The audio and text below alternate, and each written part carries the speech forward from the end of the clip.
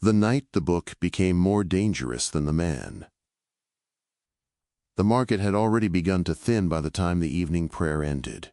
Cairo settled differently after dark. The louder commerce withdrew first, spice sellers fastening shutters against the dust, lamp makers carrying unfinished brasswork indoors, porters disappearing into narrower streets that the daytime crowd barely noticed. But manuscript traffic often lingered after the final prayers, especially in quarters where books moved not only through open trade, but through quieter arrangements of trust, caution, and reputation. In certain corners near the older scholarly districts, a volume might pass through more hands in a single night than a legal commentary sold openly over several months.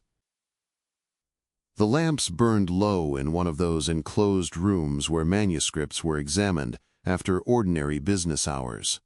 Light moved unevenly across stacked folios and stitched bindings. Smoke gathered above the flame in thin, suspended layers, staining the ceiling over years of winter evenings. Loose paper carried the faint odor of linen pulp and damp storage chests. The room was not secret in the dramatic sense. Men copied texts openly across Cairo every day. Jurists commissioned legal works. Wealthy households assembled libraries as symbols of cultivation and status. Students rented portions of books they could not afford to purchase. Religious endowments supported copyists attached to mosques and madrasas, yet certain manuscripts changed the atmosphere around them before they were even opened. One such volume had arrived wrapped inside ordinary cloth, carried without ornament, folded among less controversial works so that no title appeared outwardly visible in the street. The caution mattered less because possession itself was illegal than because the manuscript occupied a morally unstable territory that many preferred not to discuss directly. It was associated with invocations, numerical arrangements, letter diagrams, and systems of hidden correspondences that respectable scholars publicly distrusted, even while fragments of those same practices circulated quietly across every level of society. The title most often attached to the text was Shams al-Ma'arif, the Sun of Knowledge. By the late medieval period, the name already carried an unusual weight, not the weight of a canonical legal text studied in a madrasa courtyard, nor the weight of a famous philosophical treatise debated among court intellectuals, but something more unstable. The book existed in rumor before it existed in certainty. Men spoke of copies they had heard about but never seen. Others claimed the genuine recension had disappeared generations earlier. Some insisted the dangerous portions had been removed by cautious transmitters. Others believed the most powerful sections circulated separately in abbreviated notebooks, copied by hand and concealed inside larger collections of devotional material. The uncertainty became part of the book's authority. A manuscript like this was rarely encountered as a stable object. Titles shifted, chapters expanded or contracted between copies. Chains of transmission appeared in one recension and vanished in another. Later editions merged with earlier material until attribution itself became difficult to separate from inheritance, imitation, or deliberate invention. By the time many readers encountered the name of Ahmad al-Buni, the historical figure behind the attribution had already begun dissolving into the expanding textual shadow attached to him. The irony was difficult to miss, even for medieval readers accustomed to uncertain authorship. The man himself remained strangely obscure. Compared to the major jurists, theologians, and historians of the Islamic world, the documentary traces of al-Buni's life were remarkably thin. Medieval biographical dictionaries that preserved extensive details for lesser-known scholars often said almost nothing about him. Yet the manuscript tradition carrying his name multiplied steadily across centuries. A sparse biography generated an enormous textual afterlife. The absence of stable historical detail created room for projection, embellishment, suspicion, and myth-making. Inside the room, the manuscript was eventually unwrapped and placed carefully near the lamp. The caution surrounding such books was often practical before it was mystical. A damaged folio could erase months of labor. Ink corrosion spread slowly through neglected pages. Worm damage traveled invisibly beneath bindings. The paper itself mattered. Certain imported sheets held ink more cleanly. Others absorbed moisture from the Nile air and warped during storage. Ownership notes accumulated in margins. Small corrections appeared between lines where copyists noticed omissions from earlier exemplars. In some surviving Bunyan manuscripts, later readers added warnings beside specific sections. In others, ownership marks indicated transmission through learned circles rather than hidden cults or criminal networks. The reality was more socially entangled than later fantasies allowed. For centuries, Islamic societies maintained a complex relationship with what modern scholarship now groups under the broad category of occult sciences. The term itself can distort the historical landscape if treated carelessly. Many disciplines now dismissed as superstition once occupied uncertain but intellectually serious positions within larger systems of knowledge. Astrology intersected with astronomy. Numerology intersected with philosophical speculation about cosmic order. Lettrism, the science of letters, emerged partly from the belief that language itself reflected hidden structures embedded within creation. Divine names, Quranic phrases, numerical correspondences, and symbolic diagrams could be approached not merely as instruments of manipulation, but as attempts to understand relationships between the visible and invisible dimensions of existence. This did not mean consensus existed around such practices. Far from it. Legal scholars argued intensely over permissible supplication, talismanic writing, healing formulas, astrological claims, and the boundaries separating acceptable spiritual discipline from forbidden sorcery. Some forms of amuletic practice circulated openly among ordinary believers with little controversy. Quranic verses appeared on bowls, garments, pendants, and architectural inscriptions. Protective prayers belonged to ordinary devotional life. But systems claiming operative power through hidden combinations of letters and names drew sharper suspicion, especially when practitioners implied access to concealed forces unavailable to mainstream religious authority. The suspicion intensified precisely because the language of these texts often remained partially religious. They invoked Allah, cited Quranic verses, referred to prophetic traditions, and framed themselves as sciences derived from sacred realities. Critics, therefore, faced a difficult problem. Condemning obvious fraud was simple. Condemning systems that borrowed heavily from accepted religious vocabulary required more careful argument. Scholars like Ibn Taymiyyah, may Allah have mercy on him, and later Ibn Khaldun, may Allah have mercy on him, would eventually attack forms of lettrism and occult speculation as deviations bordering on sorcery. Yet the persistence of the manuscript suggests condemnation never fully eliminated demand. That tension shaped the social life of books like Shams al-Ma'arif. Public denunciation increased private curiosity. The manuscript's instability made verification nearly impossible. Few readers could confidently determine which portions genuinely belonged to al-Buni and which represented later additions layered into the corpus across generations of copying. This uncertainty protected the tradition as much as it weakened it. A text difficult to define became difficult to extinguish. In the manuscript room, pages turned slowly beneath the lamp. Certain folios contained structured invocations. Others displayed geometric arrangements built around letters and numbers. Some sections resembled devotional manuals. Others moved toward symbolic systems whose intended use remained deliberately obscured. One of the recurring features of Bunyan literature was controlled ambiguity. The texts often hinted at restricted knowledge without fully disclosing operational details to uninitiated readers. Secrecy was not accidental ornament. It functioned as a social mechanism. Knowledge increased in authority when access appeared limited. Ahmad al-Buni himself, in works more securely attributable to him than many later compilations, explicitly justified concealment. He warned that certain divine secrets, if exposed openly to ordinary people, would produce disorder and destruction. Such statements did more than defend secrecy. They transformed restricted transmission into evidence of seriousness. If dangerous knowledge required disciplined custodianship, then obscurity itself became proof of value. This logic appeared across many intellectual and spiritual traditions in the medieval world, not only in Islamic contexts. Restricted initiation protected specialized communities. Technical vocabularies distinguished insiders from outsiders. Esoteric reading circles controlled access through personal authorization rather than open publication.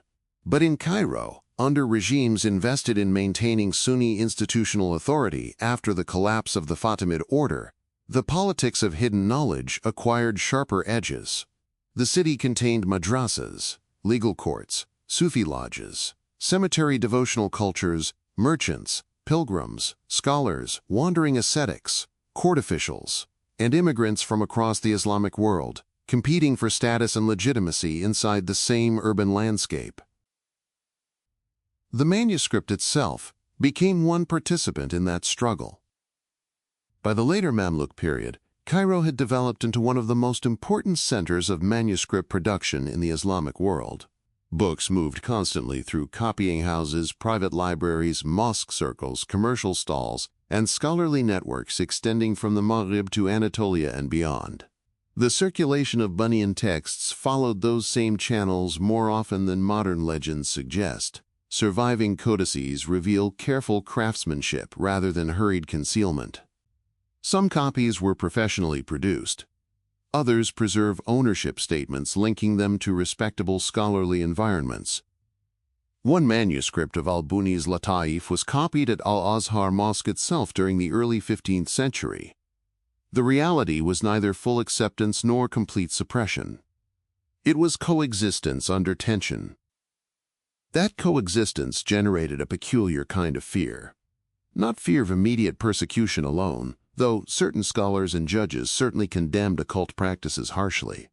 More enduring was the fear of contamination through association.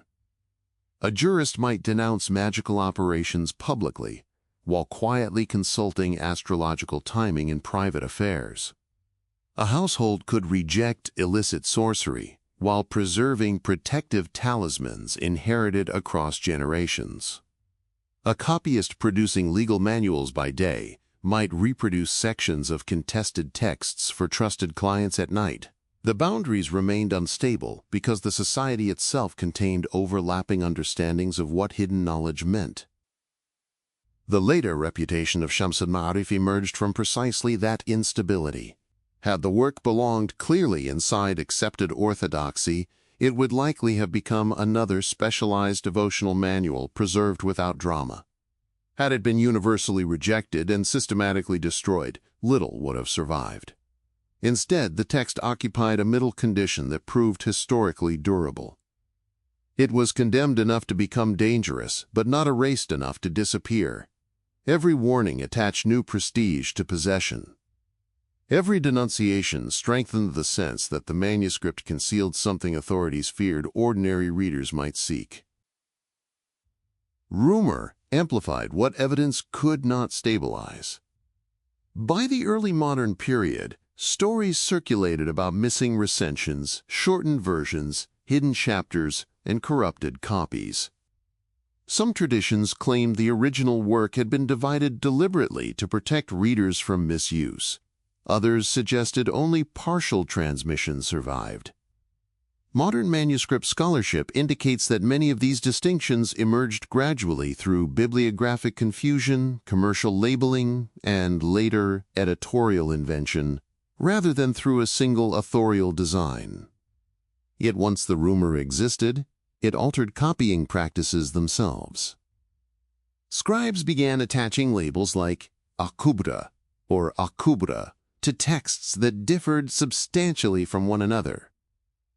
A rumor about multiple versions eventually produced actual multiple versions. The process revealed something larger about manuscript culture before print standardization. Books were not fixed objects. They accumulated layers through transmission. Marginal editions entered main text lines. Independent treatises merged into composite volumes. Chains of authority were borrowed, imitated, or fabricated. In some later Bunyan compilations, scholars have identified transmission chains copied from unrelated works and repurposed to strengthen claims of authenticity. Authority could be manufactured materially on the page itself. This was one of the conditions that allowed the manuscript to become larger than the man associated with it. Ahmad al-Buni gradually ceased functioning as a historically recoverable individual and became instead a legitimizing center around which generations of copyists, readers, occult practitioners, and commentators reorganized material. The historical person receded while the attributed corpus expanded. What survived most powerfully was not biography but atmosphere. An atmosphere traveled efficiently across centuries. A manuscript feared by some readers acquired emotional intensity before anyone even opened it. The low voices surrounding such books mattered. The hesitation before naming them mattered. Human beings often preserve what unsettles them more carefully than what they fully accept. Prohibition creates rituals of handling. Restricted access creates memory. A hidden text survives partly because concealment itself becomes part of the transmission process. Centuries later, religious rulings would still condemn books associated with sorcery and occult operations, sometimes naming Shams al-Arif directly as a dangerous text to be destroyed. Yet the manuscript tradition endured through precisely the mechanisms intended to suppress it. Fear increased circulation. Warnings increased curiosity. The label of forbidden knowledge transformed the book into an object people sought not despite condemnation, but partly because of it. Modern psychology would later describe such reactions through theories of reactance and censorship backfire. Medieval societies understood the mechanism intuitively long before they named it formally. A concealed thing acquires gravity. The paradox deepened further because many readers approaching Bunyan material were not searching for rebellion against religion. Some sought protection, healing, hidden order, or proximity to sacred power during periods of political instability and social uncertainty. Medieval Cairo was not an abstract intellectual laboratory. Dynasties shifted. Plague waves transformed urban life. Economic pressures reshaped patronage networks. Scholars competed for institutional standing. Sufi communities negotiated legitimacy under changing rulers. In such environments, systems promising access to hidden structures of meaning could appear less irrational than later observers assumed. At the same time, critics feared that precisely this mixture of sacred language and operative claims blurred moral boundaries dangerously. The more closely occult systems resembled legitimate devotion, the more difficult ordinary believers might find distinguishing disciplined supplication from manipulation disguised as piety. Legal condemnation, therefore, often focused not merely on abstract theology, but on social consequence.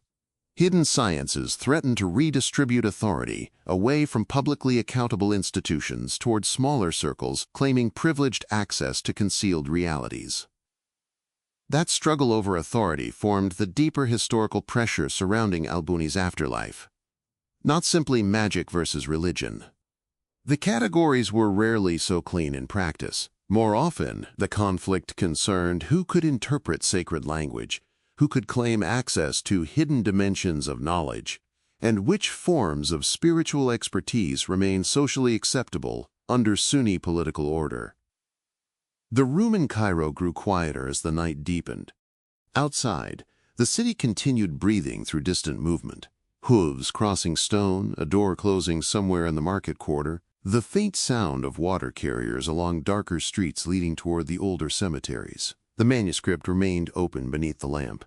Ink reflected softly where repeated handling had polished the page surface over generations.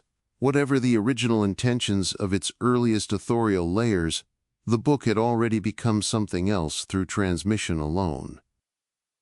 A manuscript can survive because institutions preserve it, Another can survive because readers love it openly. But some texts survive through tension. They remain alive because they are disputed, copied cautiously, hidden temporarily, rediscovered repeatedly, condemned publicly, and pursued privately. Their instability protects them from final resolution. They exist in permanent argument with the societies carrying them forward. By the time later readers whispered the name of Shams al-Ma'arif, they were often responding less to a single text than to an accumulated cultural aura produced across centuries of uncertainty. The manuscript represented hidden systems, forbidden operations, saintly knowledge, fraud, spiritual danger, philosophical speculation, devotional experimentation, and social transgression all at once, depending on who handled it and why. Its meaning shifted between settings. The same folio could appear to one reader as sacred science and to another as evidence of deviation. Yet beneath the rumors, condemnations, copied diagrams, unstable recensions, and expanding legends, a historical problem remained waiting beneath the manuscript itself. A real intellectual environment had produced the earliest Bunyan works. A real city had hosted their transmission. Real scholars had argued over the boundaries of lawful knowledge. Real readers had gathered in controlled circles to hear these texts recited and authorized. Somewhere behind the growing mythology stood a man moving through the 13th century Islamic world, during a period when Sunni authority, Sufi practice, manuscript culture, and hidden sciences overlapped in unusually volatile ways. To understand why the manuscript became more dangerous than the man, it becomes necessary to return before the rumors hardened, before the later compilations multiplied, before the title Shams al-Ma'arif expanded into a floating symbol of forbidden knowledge. The trail leads backward through Cairo's manuscript markets and cemetery reading circles toward the political and intellectual world that first made such a text imaginable. 2. Between scholarship and sorcery in the medieval Maghrib. Long before the title Shams al-Ma'arif acquired its later reputation as a dangerous manuscript, before jurists warned against it and rumor transformed it into a floating symbol of forbidden knowledge, the intellectual world that produced Ahmad al-Buni was already dense with competing forms of authority. The 12th and 13th century Islamic world did not divide knowledge into the categories modern readers instinctively expect. Boundaries existed, certainly, and scholars argued constantly over legitimacy, error, and excess, but the divisions remained porous. A man might study Quranic recitation, law, arithmetic, astronomy, medicine, devotional litanies, and symbolic properties of letters within the same lifetime, without imagining he had crossed from religion into something entirely separate from it. The categories themselves had not yet hardened into the later distinction between respectable science and illicit occultism. The Western Islamic lands into which al-Buni emerged formed part of a broad and shifting geography stretching across North Africa and linked continuously to Al-Andalus, Egypt, the Hijaz, and the Eastern Mediterranean through trade, pilgrimage, scholarship, and migration. Coastal ports carried wool, paper, spices, and manuscripts together. Pilgrims traveling toward Mecca carried texts in saddlebags, alongside letters of introduction and legal certificates. Teachers moved between cities searching for patronage, students, or intellectual companionship. Scribes copied books in private homes, mosque annexes, market stalls, and endowed institutions. Knowledge traveled physically, attached to people and objects moving through uncertain political landscapes. The city most closely associated with Ahmad al-Buni's origins was Buna, the medieval coastal settlement, corresponding to modern Annaba in present-day Algeria.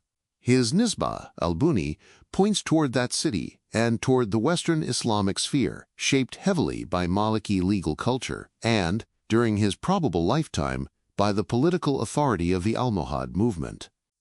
The surviving evidence concerning his early life remains sparse.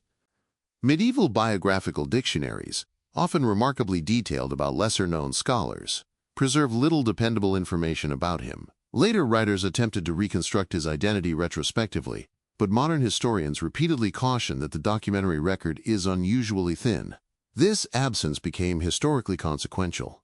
A figure whose life remained indistinct could more easily become a vessel for projection and textual expansion after death. Yet even fragmentary evidence reveals something about the world around him. The Maghrib of the late 12th century was intellectually restless and politically unsettled. Almohad rule, which had emerged originally as a reformist religious movement before becoming an empire, imposed strong doctrinal pressures across North Africa and parts of Iberia. The movement emphasized uncompromising divine unity and sought to discipline religious life through centralized authority. Earlier legal and theological habits were criticized or reorganized under Almohad oversight. Some scholars adapted successfully. Others withdrew, traveled, or operated cautiously within changing expectations. The political structure itself was beginning to fracture during the broader period associated with al-Buni's life. Regional powers asserted greater autonomy. Dynastic transitions altered patronage networks. Urban centers competed for influence. Trade routes shifted according to military pressures and economic opportunity. The Mediterranean remained deeply interconnected, despite political conflict. Muslim, Christian, and Jewish merchants crossed many of the same waters, carrying goods and information simultaneously. Scholarly migration followed these currents. Knowledge in the medieval Islamic world was rarely static, because the scholars themselves were rarely stationary. A learned man's authority depended partly on movement. Travel authenticated education. Students journeyed to hear famous teachers directly rather than relying only on written transmission. Certificates of audition and authorization documented who had read which texts under whose supervision. A scholar's reputation rested not simply on what he knew, but on the chain through which he had acquired it. Manuscript culture reinforced this personal dimension of knowledge. Books alone were insufficient. One required guided transmission, correction, commentary, and recognition from established circles. This mattered deeply in a world where texts circulated unevenly and copying introduced constant variation. A manuscript was never perfectly identical to its exemplar. Errors entered accidentally, marginal notes migrated into main text. Sections expanded through commentary or abridgment. Some books survived in only a handful of copies scattered across distant cities. Others circulated widely, but in unstable forms. The authority of a text, therefore, depended partly on the authority of the people carrying it forward. The social role of scholars extended far beyond formal teaching. Jurists issued legal opinions, mediated disputes, advised rulers, supervised charitable endowments, and interpreted ritual obligations. Quran reciters preserved oral traditions tied to proper pronunciation and memorization. Sufi teachers guided disciples through systems of discipline and remembrance. Physicians treated illness using inherited medical traditions blending Greek, Persian, and Islamic influences. Astronomers calculated prayer times, Qibla direction, and lunar cycles essential for ritual life. Mathematicians contributed to inheritance law, architecture, and commerce. The intellectual environment was interconnected materially before it became interconnected theoretically. Ordinary people approached learned men with practical anxieties as much as abstract theological questions. A mother worried about illness in the household. A merchant feared envy from competitors. Travelers sought blessings before dangerous journeys. Families requested prayers for protection against misfortune, infertility, plague, drought, or unexplained suffering. The unseen world was not peripheral to medieval consciousness. It formed part of ordinary religious imagination across social classes. Quranic references to unseen beings, divine decree, envy, dreams, and spiritual harm existed alongside inherited local customs and broader cosmological speculation. Within that atmosphere, symbolic sciences occupied uncertain territory. Numerical correspondences, letter values, astrological timing, talismanic writing, and theories concerning the hidden properties of divine names circulated through scholarly as well as popular channels. Some practitioners approached these systems devotionally, believing sacred language reflected deeper structures embedded within creation itself. Others pursued more operative aims: healing, protection, influence, or access to hidden knowledge. Still others treated symbolic sciences philosophically, as part of broader attempts to understand cosmic order. The science of letters became especially significant in certain intellectual circles. Arabic letters possessed numerical values through older systems of calculation. Sacred phrases could therefore be analyzed numerically as well as linguistically. Patterns appeared between names, verses, celestial arrangements, and symbolic geometries. For some thinkers, these relationships hinted at hidden harmonies within divine creation. The Quran itself opened several chapters with mysterious isolated letters whose meanings remain debated among scholars. Speculation surrounding letters therefore emerged partly from scriptural ambiguity itself. None of this meant that mainstream religious authorities accepted every claim associated with hidden sciences. Debate remained constant and often severe. Scholars distinguished carefully between lawful supplication and manipulative practices claiming independent power. Theological concern intensified whenever symbolic systems appeared to bypass ordinary religious obligations or imply control over hidden forces. The fear of shirk, associating powers with something other than Allah, shaped many legal discussions around talismans, invocations, and occult operations. But medieval reality rarely followed simple binaries. A single object might occupy multiple interpretive categories simultaneously. An inscribed amulet containing Quranic verses could be viewed by one jurist as permissible protection, by another as dangerous innovation, and by an ordinary believer simply as inherited reassurance during uncertain times.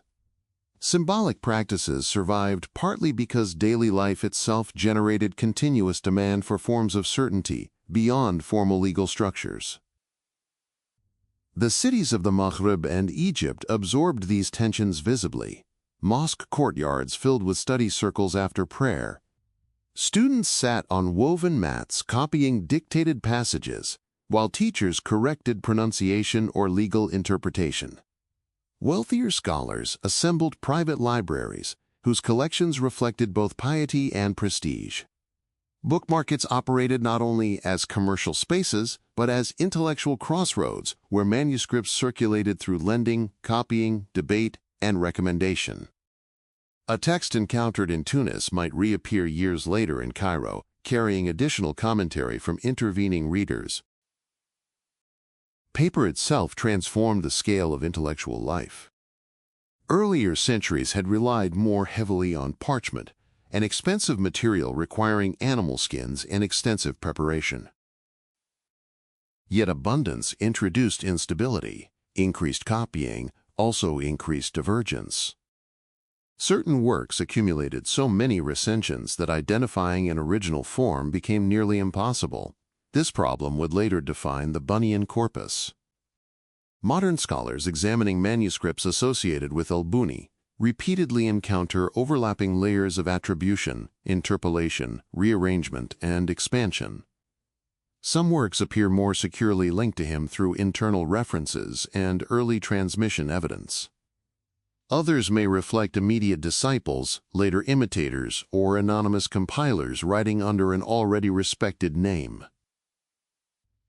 The instability should not be mistaken for simple fraud. Medieval manuscript culture operated according to assumptions different from modern print authorship.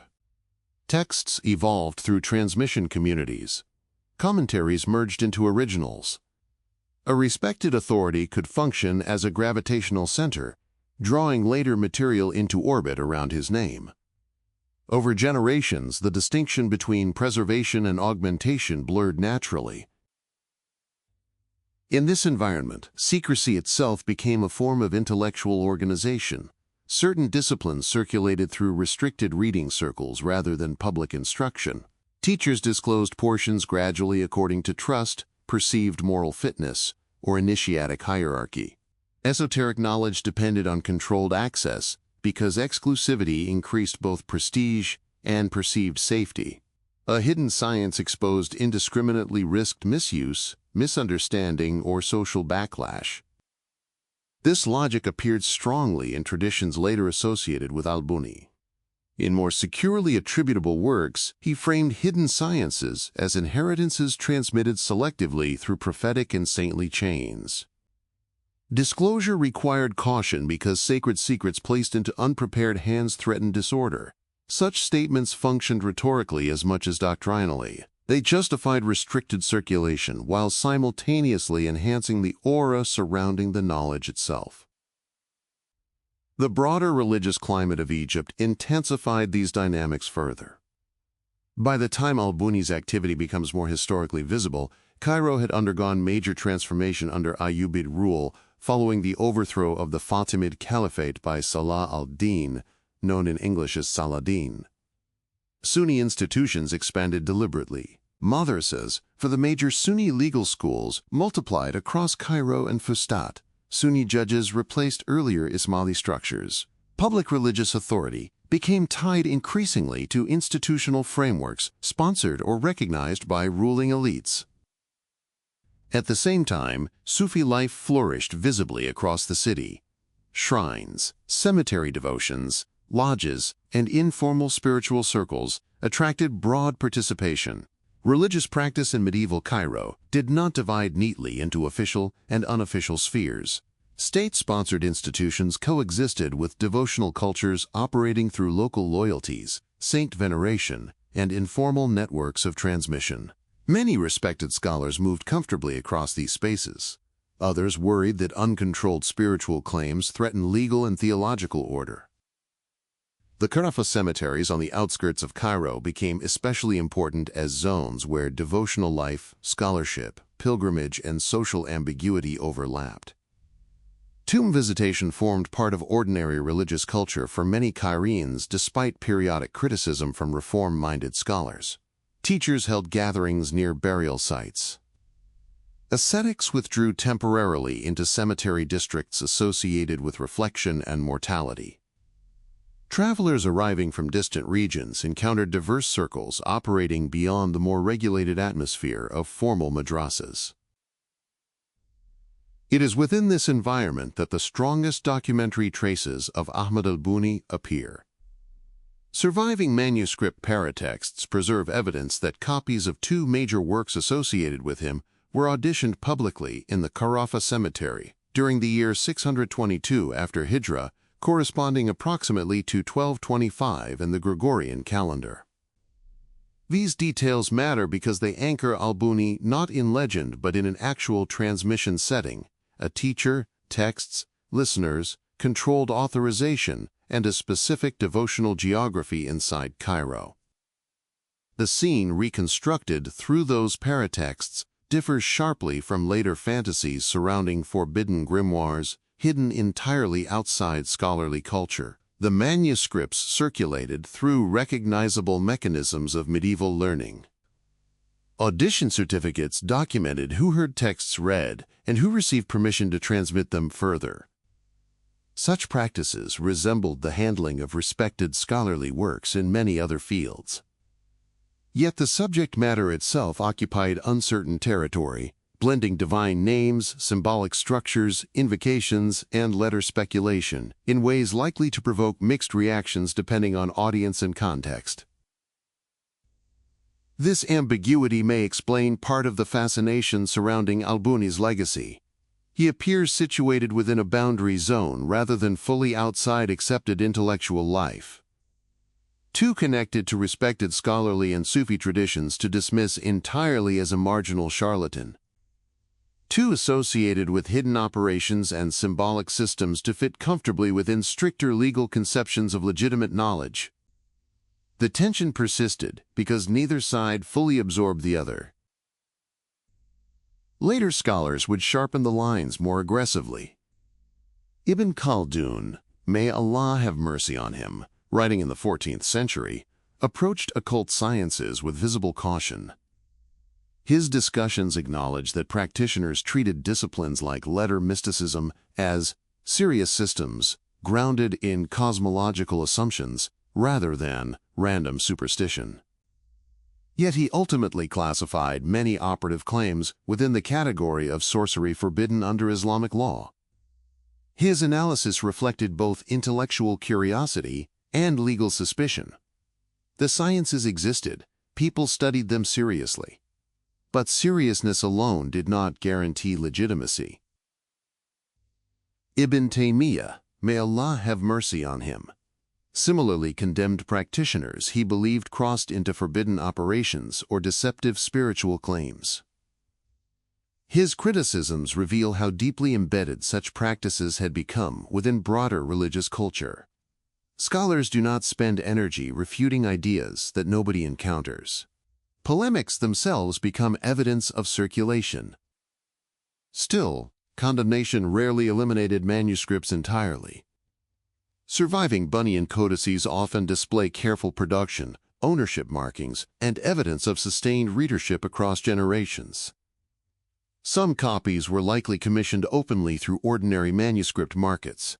Others passed through restricted circles. The same society that criticized occult operations also preserved the books discussing them. This contradiction reflected the larger complexity of medieval intellectual life, where curiosity, devotion, anxiety, ambition, fear, and scholarly discipline interacted continuously rather than separating cleanly into isolated categories.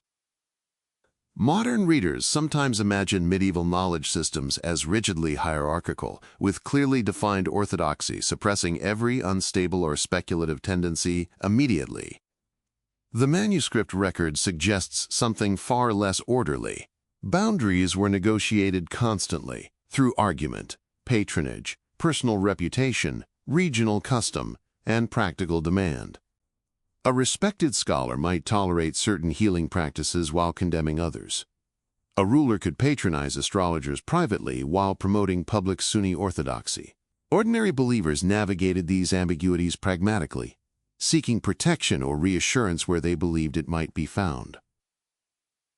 The emotional pressures sustaining hidden sciences were therefore not abstract.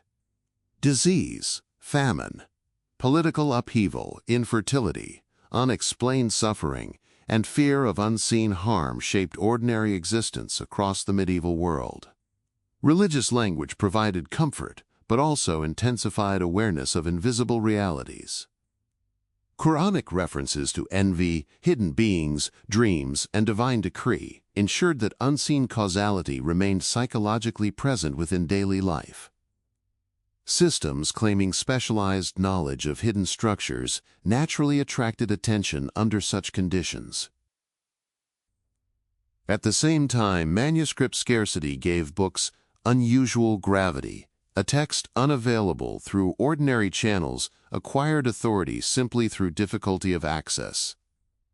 Copying required labor, expense, and networks of trust. Hidden works circulated slowly, accumulating stories as they moved. Readers, encountering rare manuscripts, often approached them already shaped by rumor. The manuscript's physical presence carried emotional force, independent of its actual contents. This was the world that eventually produced the manuscript traditions surrounding Ahmad al-Buni. Not a world divided neatly between rational scholars and irrational magicians, nor between pure orthodoxy and rebellious mysticism.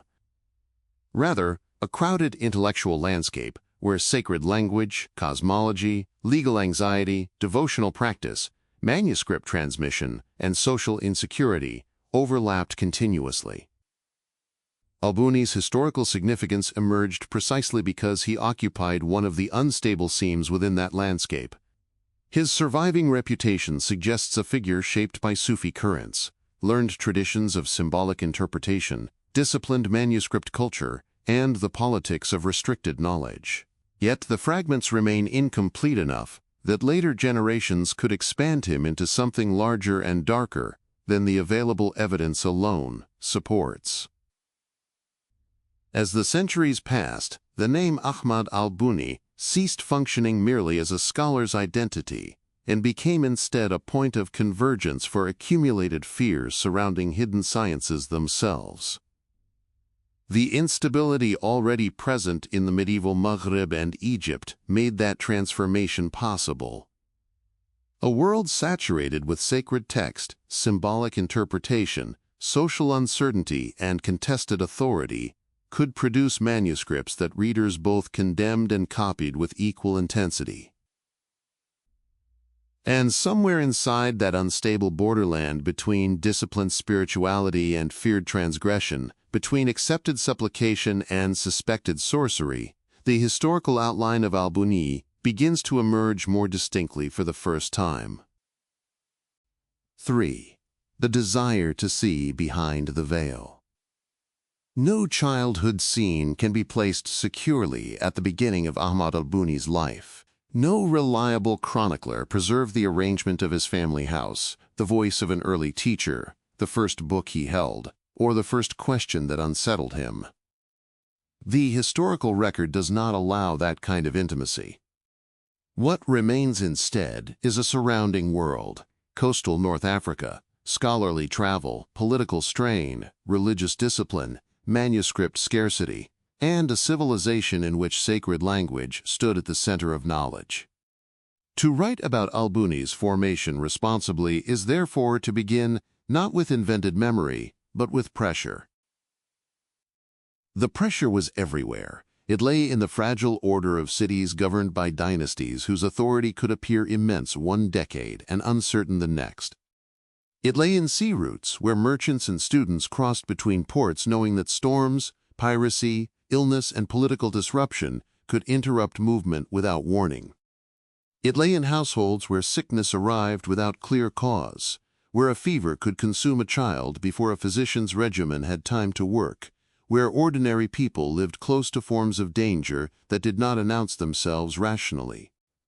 Medieval life did not produce uncertainty as an occasional crisis. It produced uncertainty as an atmosphere. In such a world, the desire to see beneath appearances did not belong only to dreamers or marginal practitioners. It was part of the ordinary structure of fear. A man whose trade collapsed after a rival's rise might wonder about envy. A family struck repeatedly by illness might search for hidden causes. A ruler facing revolt might consult astrologers while publicly sponsoring jurists. A traveler leaving for the Hijaz might seek written prayers for protection. These gestures were not always systematic, and they did not all belong to the same moral category, but they emerged from a shared human need, the need to believe that disorder might contain a pattern readable by the disciplined mind.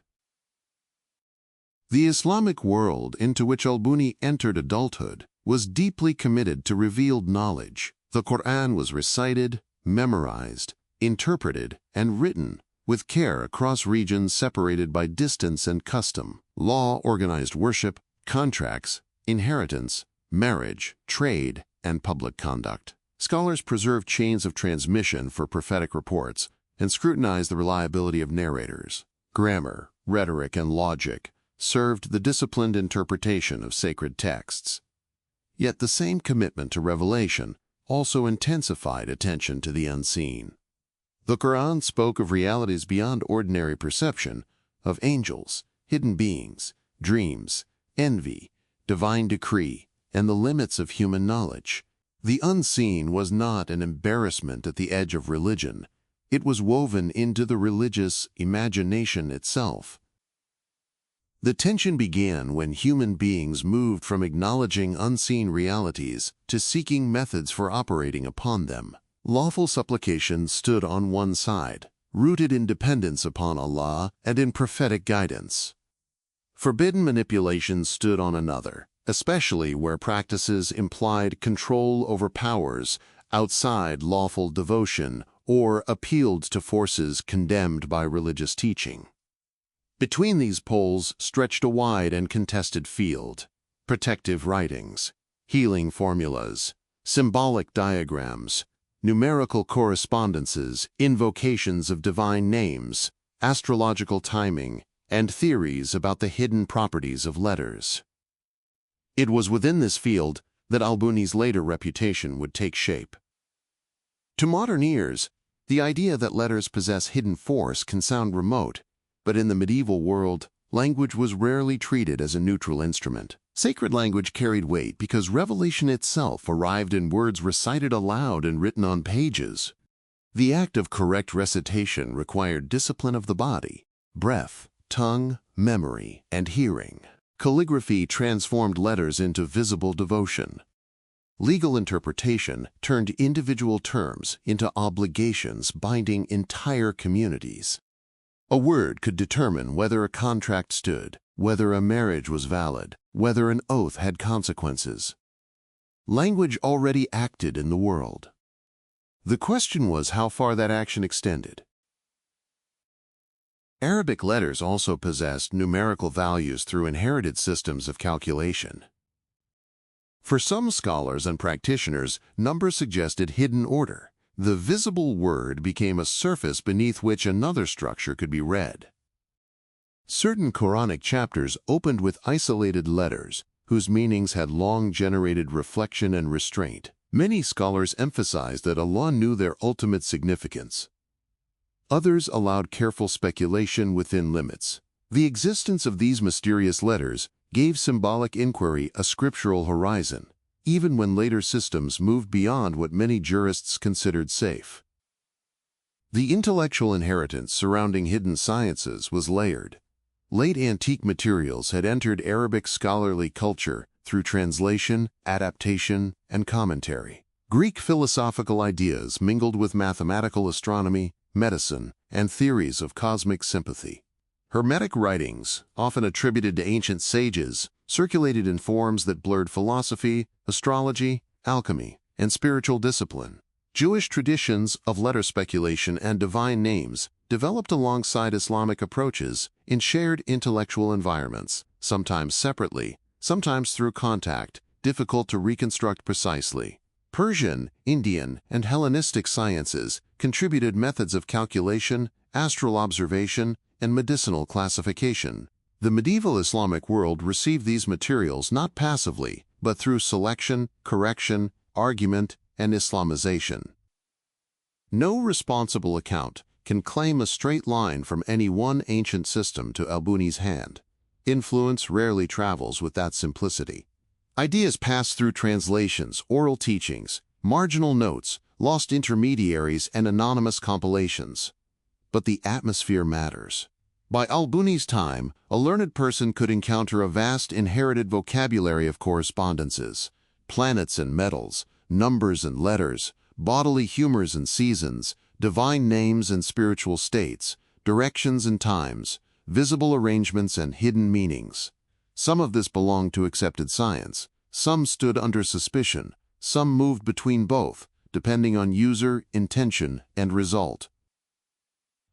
The Maghrib offered its own conditions for such crossings. Western Islamic scholarship was strongly marked by Maliki law, Quranic learning, and rigorous habits of legal transmission. At the same time, the region produced Sufi teachers, ascetics, philosophers, poets, physicians, mathematicians, and travelers, whose intellectual horizons extended far beyond local boundaries. Cities did not live in isolation. Tunis, Fez, Tlemcen, Buna, Marrakesh, Ceuta, Cordoba, Alexandria, Cairo, Damascus, and Mecca existed in overlapping circuits of travel and memory. A book copied in one city could be corrected in another. A teacher encountered during pilgrimage could redirect a student's entire intellectual life. The Almohad order shaped part of this landscape with particular intensity. It had risen as a movement of religious reform before becoming imperial power. Its claims about divine unity, authority, and correct belief created pressure on scholars to align themselves carefully. Even as Almohad power weakened over time, the memory of doctrinal enforcement and centralized discipline remained significant. For anyone interested in hidden sciences, this was not a neutral setting. knowledge that appeared to exceed public doctrinal control could become vulnerable. Yet pressure can also refine secrecy. When authority narrows acceptable speech, certain forms of inquiry do not necessarily disappear. They learn to move through protected channels. This is one of the recurring patterns in al-Buni's later world. Secrecy does not merely hide knowledge, it organizes it. A restricted teaching becomes more valuable because not everyone can receive it. A rare manuscript becomes more desirable because ordinary readers cannot verify it. A doctrine guarded by illusion allows insiders to feel the weight of access, while outsiders encounter only fragments. In such conditions, ambiguity itself becomes a resource. The less stable the public account, the more room there is for reputation to grow. Manuscript scarcity strengthened this dynamic. A book was not an object instantly available to all who wanted it. It required paper, ink, labor, exemplar, time, and permission or money. Some texts circulated through formal audition, where a work was read aloud before a qualified transmitter, and listeners received authorization to copy or teach it. Other texts passed informally through private borrowing, partial copying, excerpt notebooks, or memory. If a manuscript was said to contain dangerous or powerful material, scarcity intensified the desire surrounding it. Readers might know only a title, a summary, a warning, or a copied diagram removed from its original explanation. Partial knowledge made imagination work harder. A rare book is not merely absent, it becomes present through desire. The psychology of hidden knowledge does not require invented access to al-Buni's childhood. It can be read from the social behavior surrounding the texts later attributed to him. His works and their reception suggest an environment in which concealment and disclosure were carefully managed. The language of secrecy appears not as decorative mystery, but as a defense of hierarchy. Certain readers were prepared, others were not. Certain teachings could be transmitted under supervision, others risked distortion if exposed broadly. This posture gave intellectual form to a common human intuition that powerful knowledge becomes dangerous when detached from discipline. For jurists, however, this argument could appear self-protective.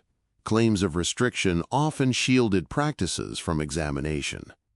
If outsiders criticized a hidden science, proponents could reply that outsiders lacked preparation. If a practice seemed unlawful, defenders might insist that its true meaning was symbolic, devotional, or known only to qualified adepts. The boundary between legitimate depth and evasive obscurity was therefore constantly disputed. The desire to see behind the veil had a devotional face as well as a practical one. Sufi metaphysics often spoke of creation as layered with signs. The world was not mute matter, but an arrangement filled with indications of Allah's wisdom. Disciplined remembrance, ethical purification, and spiritual training were understood by many Sufis as ways of perceiving reality more truthfully. In this framework, hidden knowledge did not necessarily mean domination. It could mean unveiling, recognition, and alignment of the self with divine command. Yet the same vocabulary could slide toward other uses. A divine name contemplated for worship could become a component in an operation seeking a specific worldly effect. A numerical harmony admired as evidence of order could become a procedure promising influence. A diagram intended as symbolic meditation could become a talisman invested with causal expectation. The shift might be subtle on the page, but enormous in legal meaning. This is why later critics treated such literature with grave concern. The danger was not always crude superstition, it was the transformation of sacred language into technique. That phrase, sacred language as technique, stands near the center of al-Buni's historical problem. Islamic scholarship had always treated sacred language as consequential. Recitation shaped worship. Legal interpretation shaped conduct. Supplication shaped the believer's posture before Allah, but technique implied procedure, sequence, timing, repetition, arrangement. and expected result. Once divine names and Quranic phrases entered procedural systems associated with hidden correspondences, questions multiplied. Was this disciplined devotion, speculative cosmology, healing practice, or forbidden manipulation? The answer depended on the text, the practitioner, the intention, and the judge evaluating it. For ordinary people, the distinction might not have been clear. A mother seeking protection for her child did not necessarily ask whether a written formula belonged to a recognized legal category. A trader requesting help against envy might not distinguish between a lawful supplication and a talismanic procedure whose assumptions jurists would reject. The learned world's categories mattered, but suffering often moved faster than classification. This human urgency helped sustain practices that scholars debated for centuries. The world around al-Buni also inherited a broad medicinal understanding in which physical and spiritual causes were not always separated sharply. Illness might be explained through diet, humors, air, season, contagion in a limited sense, divine trial, envy, or unseen harm. Physicians treated bodies with regimens, compounds, and observation. Religious specialists recited prayers or advised repentance. Families used household remedies. The same patient might pass through all these forms of care without experiencing them as mutually exclusive. Hidden sciences found room in precisely this overlap, where uncertainty about cause left space for multiple remedies. Political instability added another layer. When dynastic authority trembled, people did not experience politics only as court history. They felt it in taxes, military recruitment, unsafe roads, changing judges, disrupted patronage, and uncertainty over which scholarly circles would be favored. A scholar's livelihood could depend on a patron whose fortunes shifted abruptly. A traveler could be delayed by war. A manuscript collection could be dispersed after a household fell from power. Hidden order became compelling, in part because visible order seemed fragile. For a learned man formed in such conditions, the attraction of correspondences would not necessarily be escapist. It could appear as a search for coherence. If creation was ordered by Allah, then perhaps patterns extended beneath the visible irregularities of human events. The disciplined mind might read signs where ordinary attention saw only accident. Numbers, letters, planetary cycles, dreams, and names offered possible languages through which hidden order might be approached. That desire could produce careful scholarship, dangerous excess, or both in the same tradition. Al-Buni's later writings suggest not a casual collector of charms, but a figure interested in formalizing access. The works most securely associated with him organize material around divine names, letters, invocations, and guarded transmission. They do not present knowledge as common property. They stage it as inheritance, discipline, and danger. This rhetorical structure reveals a great deal. Whatever can be said about al-Buni's private emotional life remains limited, but the textual posture associated with him points toward a mind operating in a world where knowledge required containment. Containment can arise from fear, reverence, ambition, or institutional vulnerability. Often it arises from all of them together. The possessor of hidden knowledge gains authority because others cannot easily test his claims. He also carries risk because those same claims may provoke accusation. To write openly about such matters required confidence in one's audience, or trust that the text itself could conceal as much as it disclosed. Al-Buni's tradition repeatedly cultivates this double movement, revealing enough to attract, withholding enough to protect. The emotional power of this posture should not be underestimated. A fully explained text eventually becomes ordinary. A fully concealed text disappears, but a partially disclosed text remains alive in anticipation. It promises that more exists beyond the page, beyond the teacher's first explanation, beyond the reader's current rank. This structure of deferred access gave esoteric traditions durability. The student continued, not because everything was clear, but because clarity appeared to lie just ahead, behind another authorization, another discipline, another manuscript. Such dynamics existed alongside rigorous mainstream scholarship, not outside civilization's walls. A madrasa student learning law might also know of talismanic practices used in his neighborhood. A copyist trained in grammar might reproduce astrological tables. A Sufi initiate might study devotional litanies while hearing warnings against unlawful operations. A judge might condemn sorcery while acknowledging lawful forms of healing by Quranic recitation. The cultural world did not sort people cleanly into rational and irrational compartments. It asked them to navigate overlapping claims under conditions of uncertainty. Later historians of Islamic esotericism have emphasized that pre-modern occult sciences were often treated as forms of knowledge about realities not accessible to ordinary perception. This does not mean their claims should be accepted uncritically. It means their historical actors often approached them as structured inquiries, not random superstition. Their languages borrowed from mathematics, cosmology, medicine, scripture, and metaphysics. Their danger for critics lay partly in that very sophistication. A crude superstition could be dismissed. A learned system clothed in sacred references and technical precision demanded refutation. Ibn Khaldun's later treatment of these sciences captures this tension. He was not ignorant of their categories. He understood that practitioners considered letter sciences and talismanic operations systematic.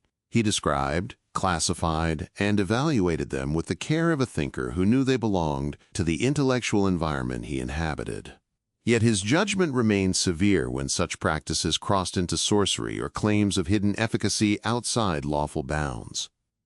His caution reveals a world in which hidden sciences had become sufficiently visible among educated circles to require sustained analysis rather than casual dismissal. The same can be said of later juristic condemnations. They show not only opposition but circulation.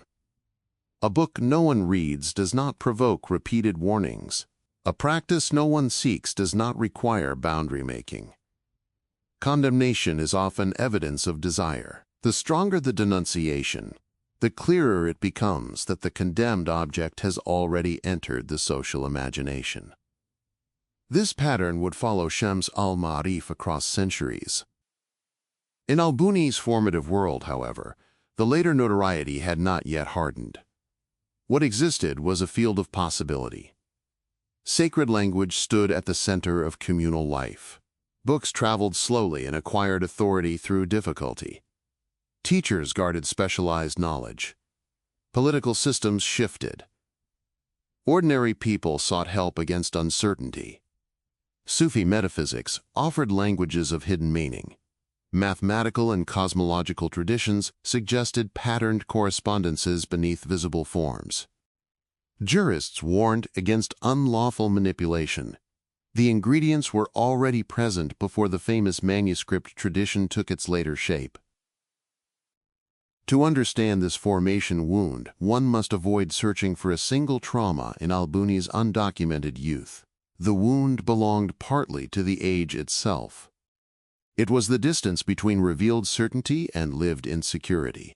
Islam offered a clear theological order centered on Allah's sovereignty, revelation, and accountability. Daily life, however, often appeared fractured by events whose causes could not be traced cleanly. Sudden illness, failed harvests, political violence, betrayal, envy, loss, and the silent randomness of death. Hidden sciences entered that gap with the promise that disorder might not be meaningless. That promise carried comfort and risk in equal measure. It reassured the vulnerable that creation contained signs. It tempted the ambitious with specialized power. It offered scholars a field of subtle interpretation. It threatened jurists with practices difficult to supervise. It encouraged secrecy, and secrecy intensified fascination. It relied on ambiguity, and ambiguity protected authority. The manuscript world magnified each of these forces. A copied folio could detach from its original context and circulate independently. A diagram could survive without the caution that once surrounded it. A divine name could be embedded in a procedure whose meaning later readers misunderstood or expanded. A teacher's guarded instruction could become, after generations, a recipe copied by someone with no connection to its first discipline. In manuscript cultures, transmission preserves and transforms at the same time. This is why al-Buni's later legacy cannot be explained only through doctrine. It must be understood through material conditions: scarcity, copying, marginalia, authorization, private ownership, and the prestige of difficult access. The book became powerful, partly because books themselves were powerful. They gathered hands, names, corrections, rumors, and prohibitions. They outlived their teachers and changed shape while appearing to preserve them. A young scholar entering adulthood from the Western Islamic world would have encountered this entire arrangement not as a theory, but as ordinary reality. He would have known that knowledge required teachers. He would have known that texts move through chains. He would have lived in a world where law, recitation, Sufi discipline, medicine, astronomy, mathematics, and symbolic interpretation could share intellectual space while remaining morally unequal. The question pressing at the boundary was not whether sacred language mattered. Everyone agreed it mattered. The question was whether it could be used. Used for protection, used for healing, used for unveiling, used for influence, used for certainty when ordinary explanation failed. Around that question, al-Buni's world tightened and opened at once. It tightened because juristic suspicion placed limits around dangerous claims. It opened because manuscript culture allowed restricted traditions to travel without full public exposure. It tightened because political authority sought religious order.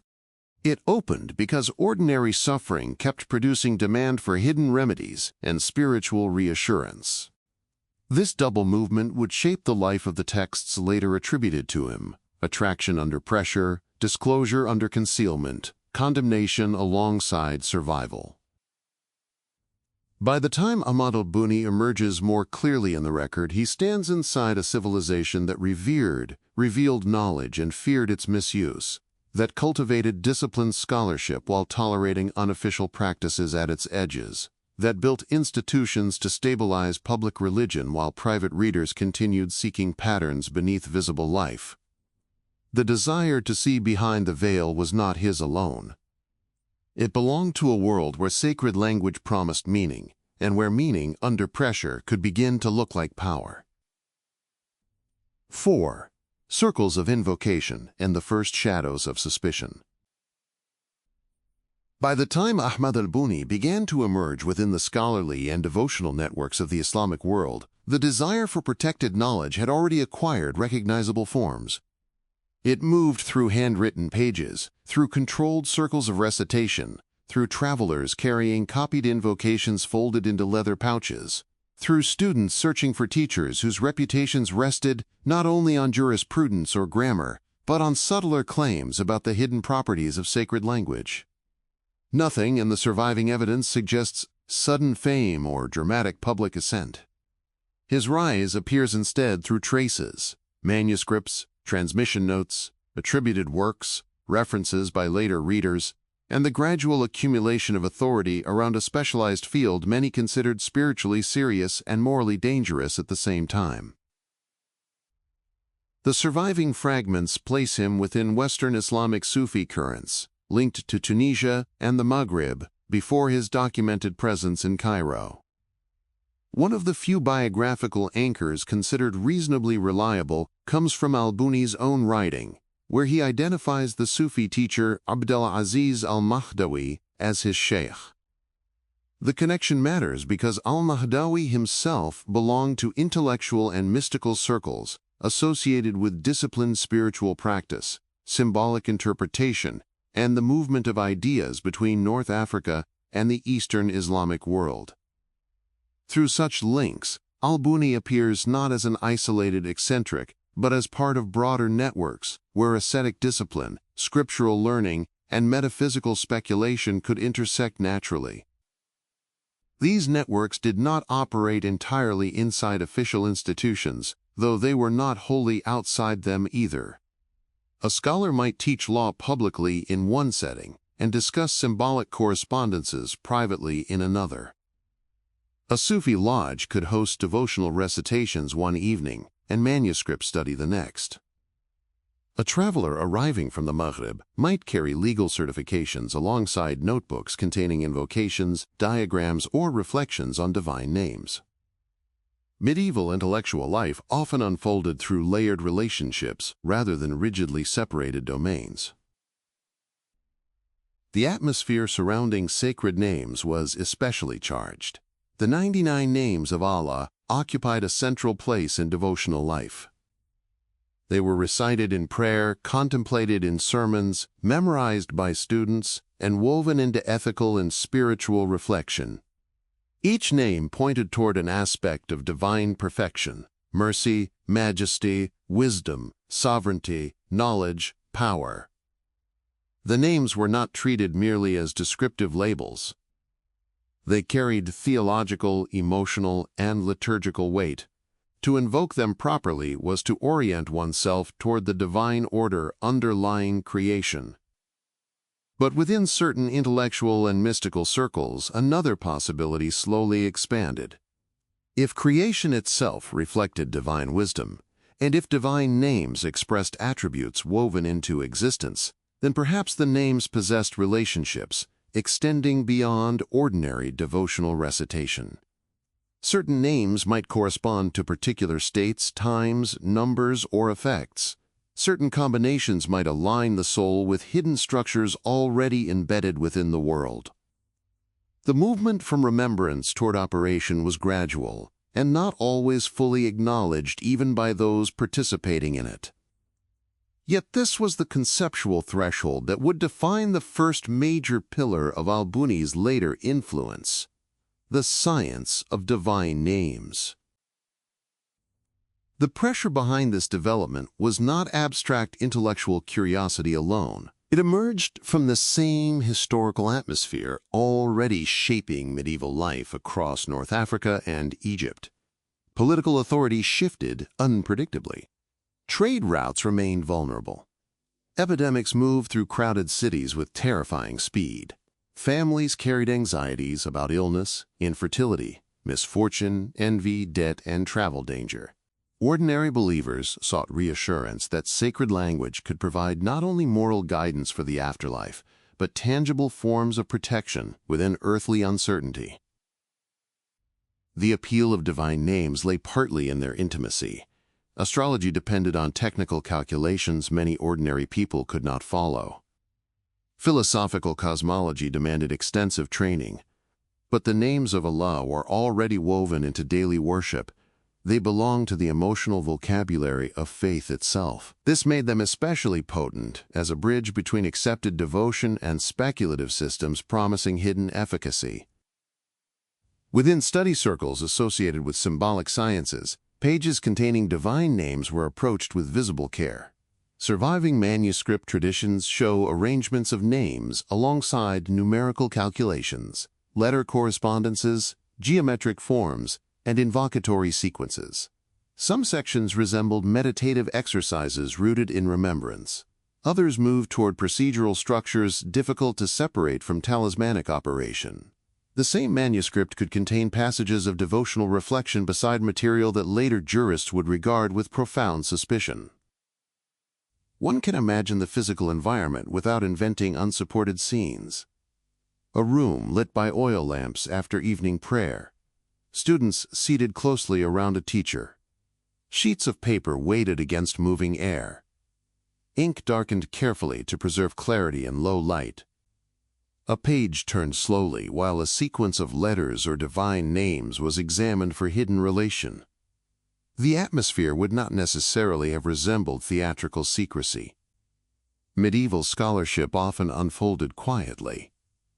But silence acquires different meanings when participants believe knowledge should not circulate indiscriminately. The handling of manuscripts reinforced this selective atmosphere. texts associated with hidden sciences rarely moved with the openness of standard legal manuals. They were copied carefully, sometimes partially, often within trusted circles. Marginal notes could signal caution, correction, or private interpretation. Certain passages might be omitted deliberately from one copy and preserved in another. A manuscript did not need to be officially banned to become socially dangerous. Restriction could emerge through custom, reputation, and uncertainty about how authorities might respond. This ambiguity strengthened the authority of practitioners associated with such material. In ordinary scholarly disciplines, reputation depended heavily on public recognition.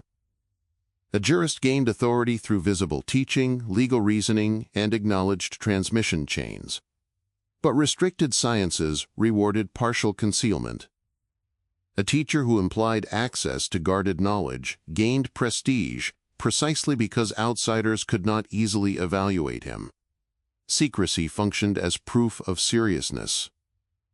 If everyone possessed the same information, then the knowledge itself appeared less powerful. Al-Buni's surviving corpus repeatedly reflects this logic. In works more securely attributed to him, hidden knowledge is framed as inheritance requiring discipline and caution. Divine names are not presented simply as objects of worship, but as keys embedded within creation.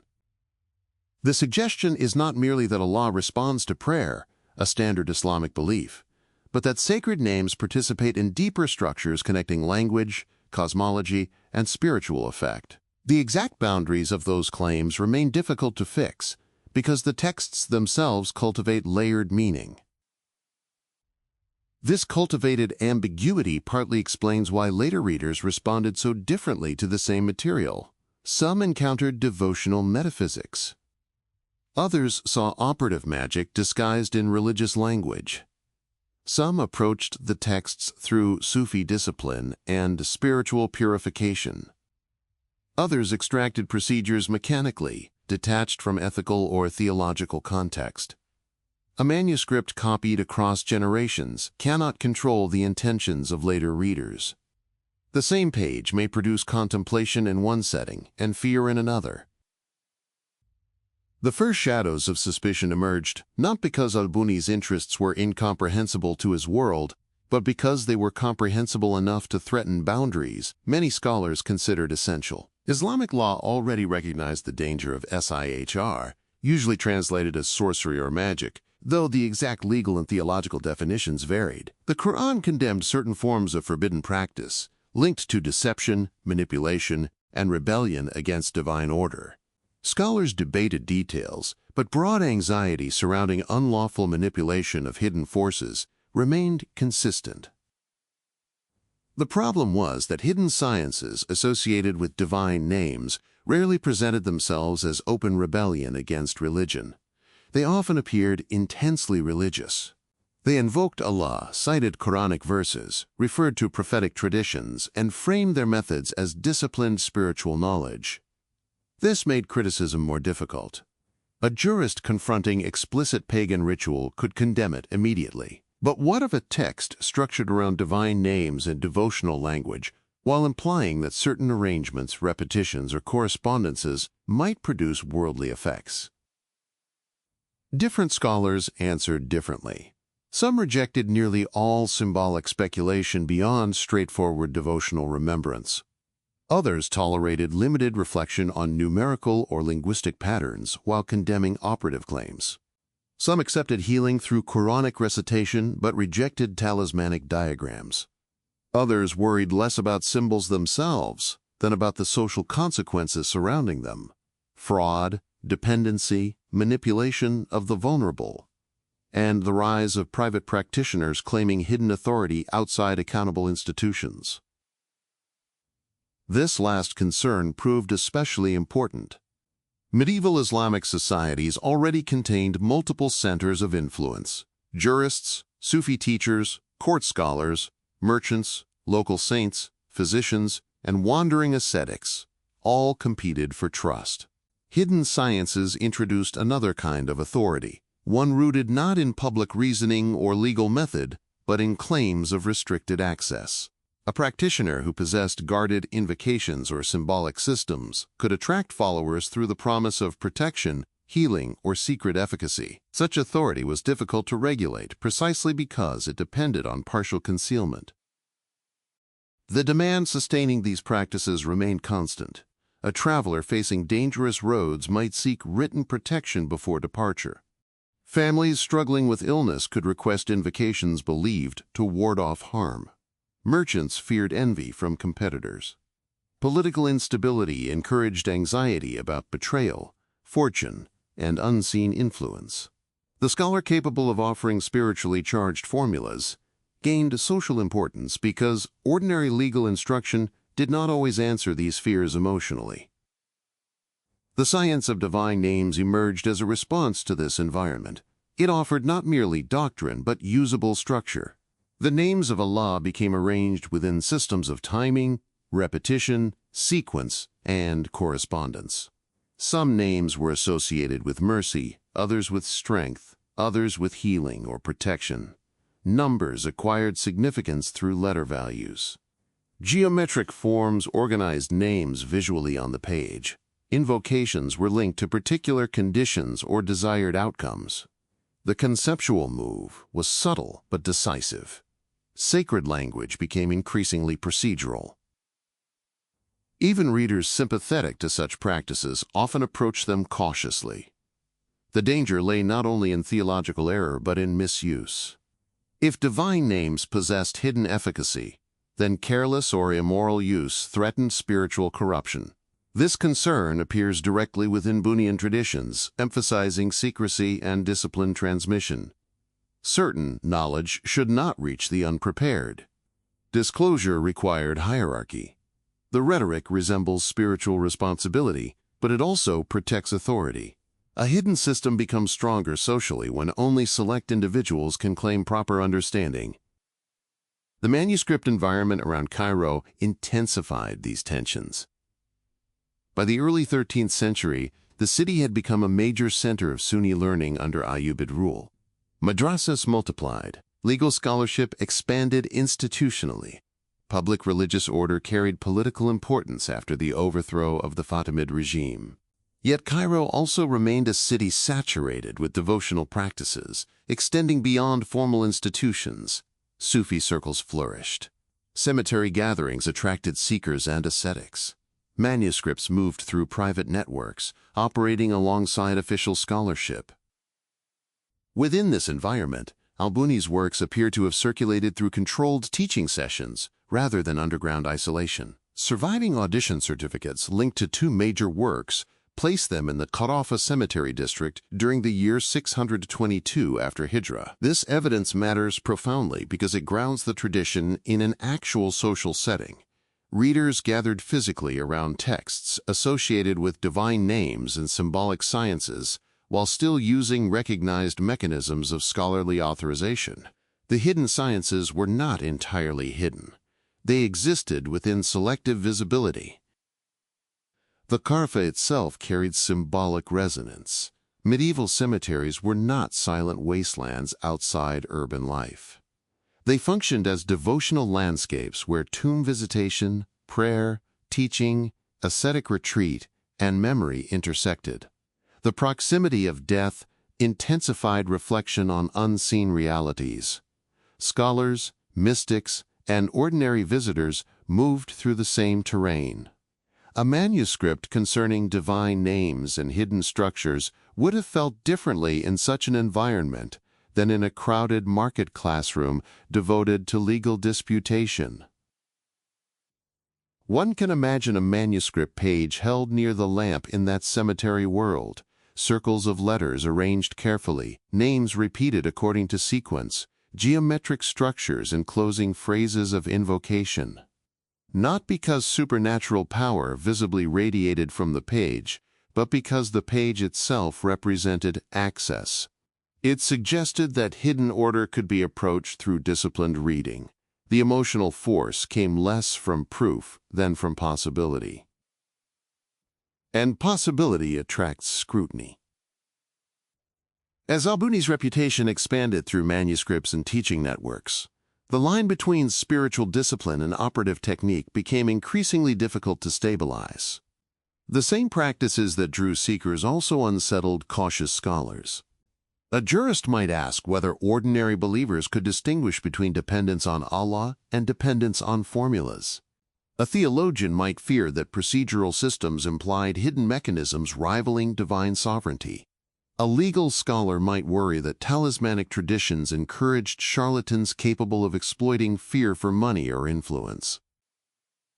Such concerns were not irrational reactions against anything mysterious. They emerged from real social conditions. In every period where suffering and uncertainty generate demand for protection, figures claiming specialized hidden knowledge gain opportunities for manipulation. Medieval Islamic societies were no exception.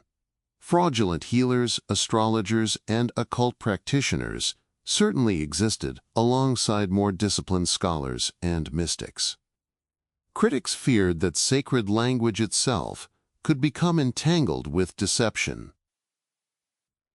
At the same time, outright suppression proved difficult because the underlying emotional needs remained unresolved. Legal condemnation could not eliminate fear of illness, envy, loss, or uncertainty, nor could it erase traditions already woven into devotional culture. Protective prayers, Quranic recitations, symbolic inscriptions, and saintly blessings existed across wide social ranges. The question was always where accepted practice ended and unlawful manipulation began. Al-Buni's Science of Divine Names occupied precisely this unstable threshold. Its attraction lay partly in its claim to seriousness. These were not random charms, disconnected from religion. They were systems grounded in sacred vocabulary, numerically ordered structures, disciplined repetition, and cosmological interpretation. For sympathetic readers, this gave the practices legitimacy. For critics, it made them more dangerous. A crude superstition threatens only the gullible. A sophisticated symbolic system, clothed in sacred language, can reach educated circles as well. The manuscripts themselves reveal the layered nature of the tradition. Certain passages emphasize purification, devotion, ethical preparation, and spiritual discipline before any invocation. Others move toward procedural instruction with increasing specificity. Diagrams appear beside prayers. Numerical arrangements sit alongside theological language. The texts do not resolve their own ambiguities cleanly. Instead, they preserve the tensions animating the culture around them. This preservation of tension may explain why the Bunyan tradition survived so effectively across centuries. A text fully absorbed into orthodoxy loses its aura of danger.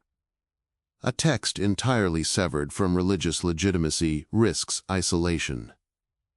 Al-Buni's writings, or at least the traditions developing around his name, occupied the unstable middle ground. They remained close enough to accepted devotional language to retain plausibility, while distant enough from institutional certainty to generate fascination. Reputation followed accordingly. A scholar associated with hidden knowledge acquires a double image almost automatically. Admirers see depth inaccessible to ordinary understanding. Critics see concealment masking error or ambition. Neutral observers remain uncertain which interpretation dominates. Ambiguity protects the tradition because no single judgment fully settles the matter. The wider Islamic world contributed further layers to this process. Travelers carried Bunyan manuscripts eastward and westward.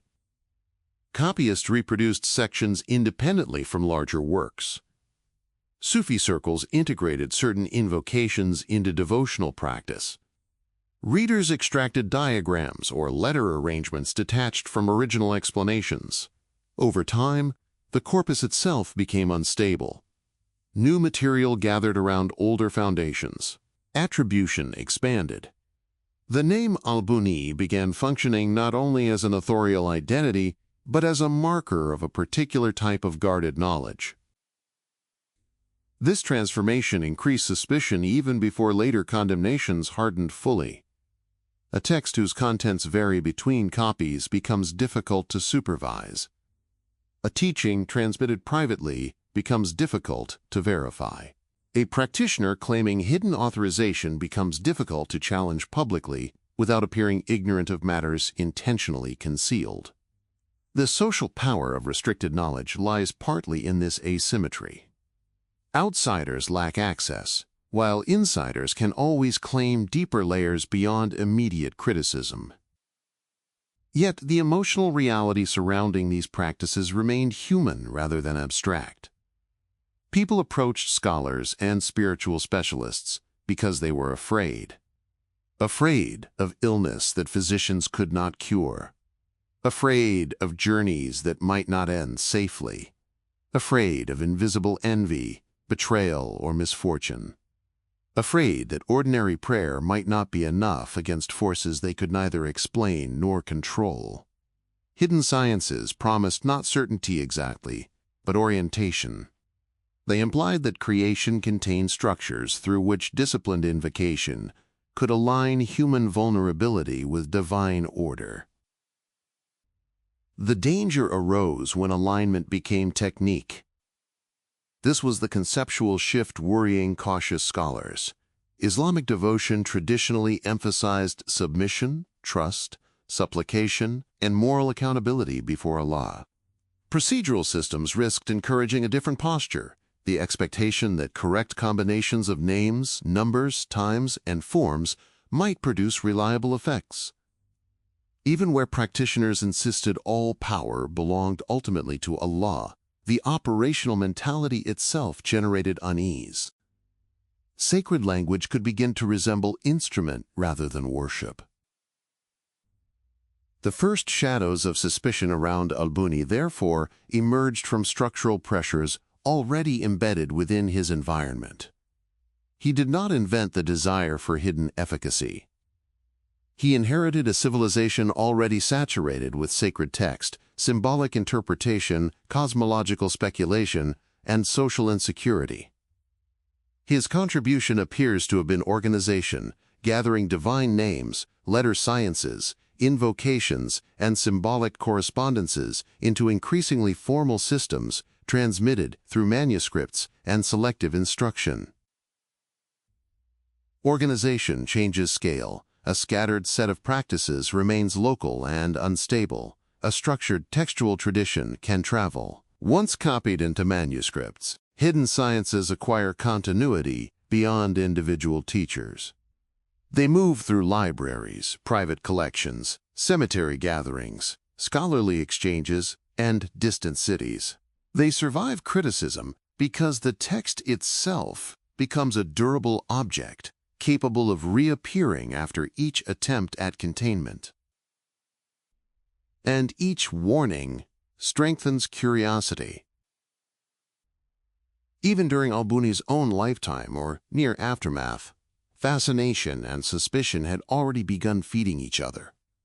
The more carefully knowledge was guarded, the more valuable it appeared. The more critics warned against misuse, the more readers imagined dangerous efficacy hidden inside the pages. Manuscript scarcity amplified both reactions. Few people possessed direct access. Most encountered the tradition through fragments, reports, copied formulas, or reputational echoes. Under such conditions, imagination expands naturally into the spaces left by uncertainty. Al-Buni's name now moved through circles where devotion and danger were becoming increasingly difficult to separate cleanly. Some readers approached his material as pathways toward spiritual discipline and deeper understanding of divine names. Others sought practical power. Some scholars observed the developments with measured caution. Others sensed a threshold already being crossed. The manuscripts continued, circulating quietly through study circles and private collections, while anxiety around them deepened almost invisibly. The process had not yet reached open rupture, but the conditions for rupture were already present.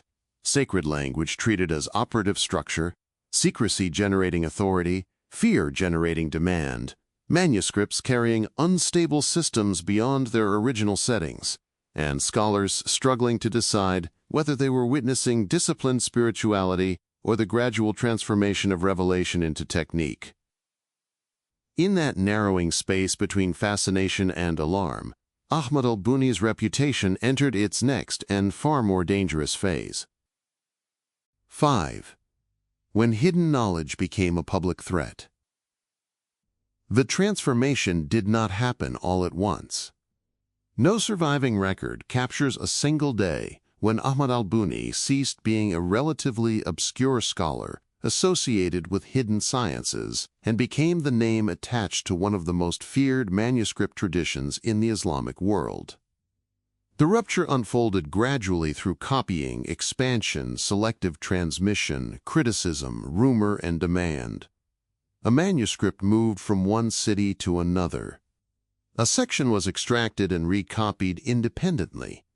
A teacher guarded certain procedures while disclosing others. A later compiler inserted new material into an older framework. A jurist warned against dangerous practices. A curious reader sought the text precisely because it had become difficult to obtain. Over generations, the accumulation of these movements produced a change larger than any single author could fully control.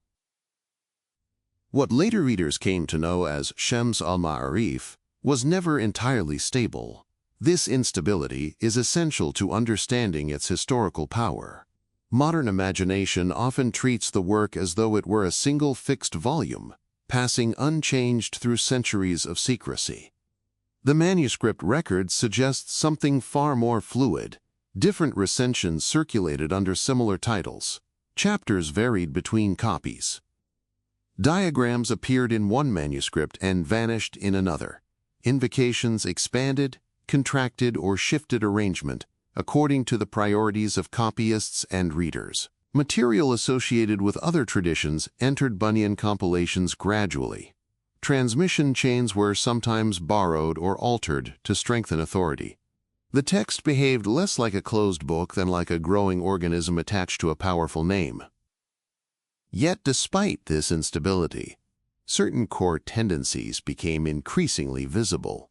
The scattered symbolic practices already circulating across devotional and esoteric networks began moving towards system. This was the second major pillar of the Bunyan tradition, Shams al-Ma'arif, not simply as a collection of isolated formulas, but as a framework organizing hidden correspondences into structured procedure. The historical pressure behind this development had been building for generations. Demand already existed for practices promising protection, healing, hidden insight, influence, or alignment with unseen order. Manuscripts containing invocations, numerical patterns, diagrams, and letter operations circulated across North Africa, Egypt, Syria, and beyond. But scattered materials remained difficult to use consistently. A seeker might possess one protective formula copied from a teacher, another diagram acquired through trade, another invocation preserved in a family notebook. Fragmentation created uncertainty. System promised coherence.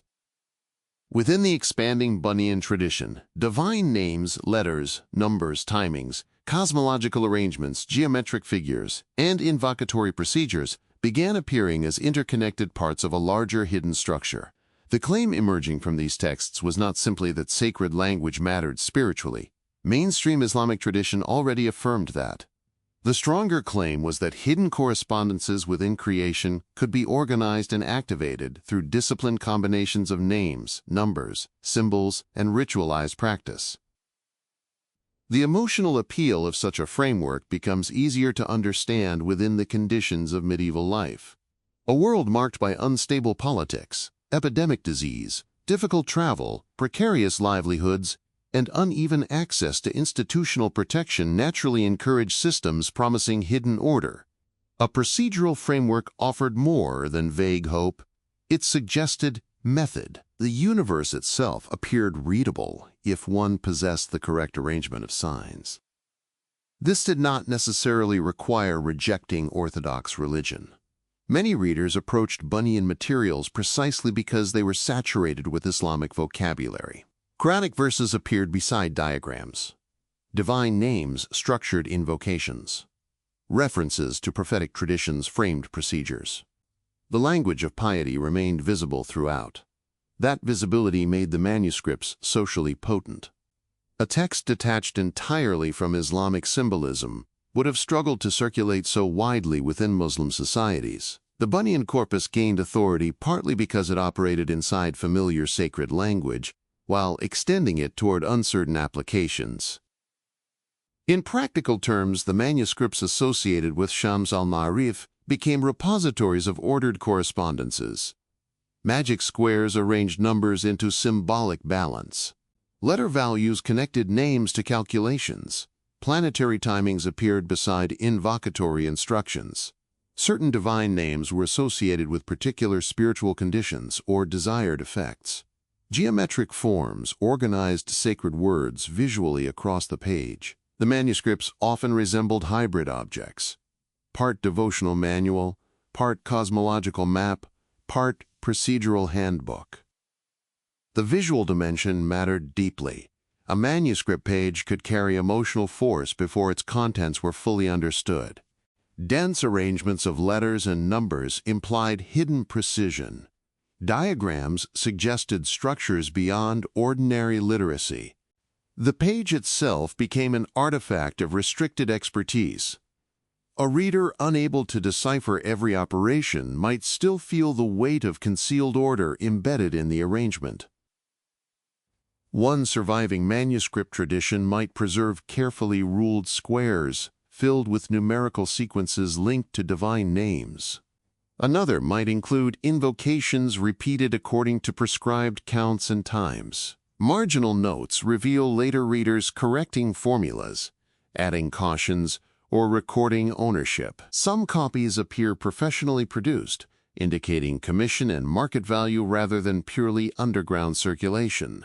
Others preserve rougher hands, suggesting private use or limited resources. The diversity itself reveals how widely the tradition spread across different social environments. By the late medieval and early modern periods, the name Shams al-Ma'arif had acquired a reputation extending far beyond direct readership. Many people feared the book without ever seeing a copy. Others sought it precisely because they had heard it described as dangerous. A text difficult to verify becomes vulnerable to exaggeration, but exaggeration also extends its life. Rumor filled the spaces left by scarcity. Stories circulated about hidden recensions, missing chapters, shortened versions reserved for lesser readers, and complete versions accessible only to initiates. Modern manuscript research strongly suggests that many of these distinctions emerged gradually through copying practices and bibliographic confusion, rather than through a single deliberate authorial plan. Yet once the idea of multiple hidden versions entered circulation, it reshaped the tradition materially. Scribes began labeling manuscripts as larger, smaller, or intermediate recensions. A rumor about textual hierarchy became a mechanism producing actual textual divergence. This process transformed al-Buni's identity itself. Earlier sections of the tradition still preserve traces of a scholar situated within Sufi and letrist networks of the medieval Islamic West and Cairo. But as the manuscript tradition expanded, the historical person receded behind the textual aura attached to his name. Later readers often encountered al-Buni less as a biographical figure than as an emblem of dangerous knowledge. The author became inseparable from the evolving reputation of the book. The growth of manuscript markets intensified this transformation. Cairo, in particular, occupied a crucial position. The city stood at the center of trans-regional scholarly exchange after the decline of Baghdad's earlier dominance, and especially after the Mongol destruction of the Abbasid capital in the 13th century. Students, merchants, jurists, Sufi travelers, physicians, and copyists converged there from across the Islamic world. Books moved continuously through public stalls, private libraries, mosque circles, and estate sales. A manuscript associated with hidden sciences could circulate through ordinary economic mechanisms while still carrying dangerous prestige. Surviving evidence suggests Bunyan works were copied by professional scribes who also reproduced legal texts and mainstream scholarship. This is important because it complicates later fantasies of entirely clandestine transmission. The manuscripts were contested, not invisible. They existed within broader intellectual economies, even while provoking suspicion. At the same time, certain owners clearly treated the texts cautiously. Manuscripts might remain wrapped inside collections rather than displayed openly. Marginal warnings appear beside particular procedures. Some readers copied only selected sections, omitting more controversial material. Others preserved chains of transmission carefully, as though authorization itself protected the legitimacy of the text. In manuscript cultures, the handling of a book reveals almost as much as its contents. The social danger surrounding Shams al-Ma'arif emerged from several overlapping fears. One concern involved fraud. A practitioner claiming mastery over hidden correspondences could exploit vulnerable people seeking relief from illness, envy, infertility, debt, or political insecurity. Because many operations relied on secrecy and restricted interpretation, ordinary believers lacked reliable methods for evaluating claims. Jurists worried that sacred language itself could become a tool for manipulation in the hands of ambitious or deceptive individuals. Another fear involved spiritual corruption. Critics argued that procedural approaches to divine names risked transforming worship into technique. In mainstream Islamic theology, power belongs entirely to Allah. Supplication expresses dependence and humility before divine will. But systems organizing names, numbers, and timings into operational structures could appear to imply controllable mechanisms.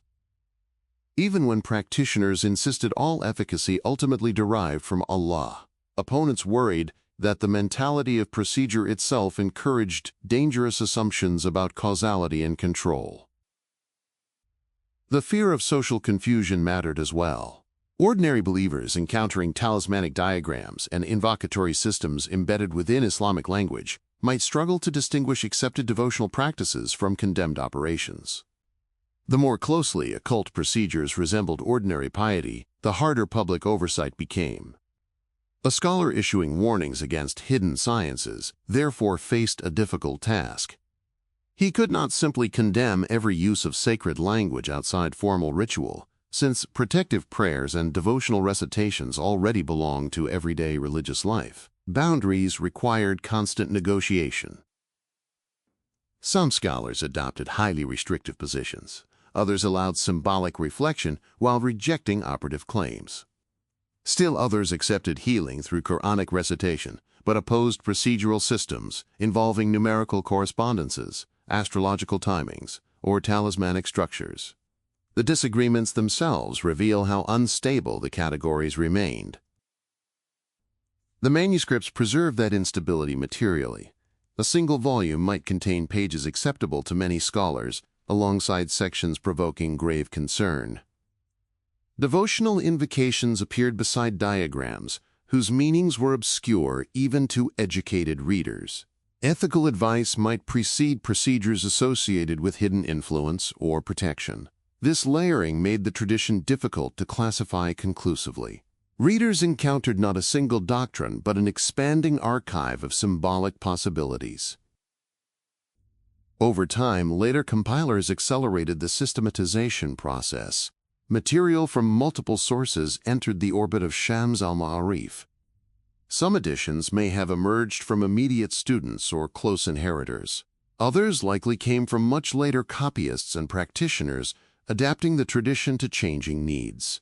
Modern scholarship has identified examples of borrowed transmission chains inserted into Bunyan compilations to strengthen claims of authenticity. Authority itself became a manipulable component of the manuscript tradition. This is one reason the work's authorship remains historically complicated.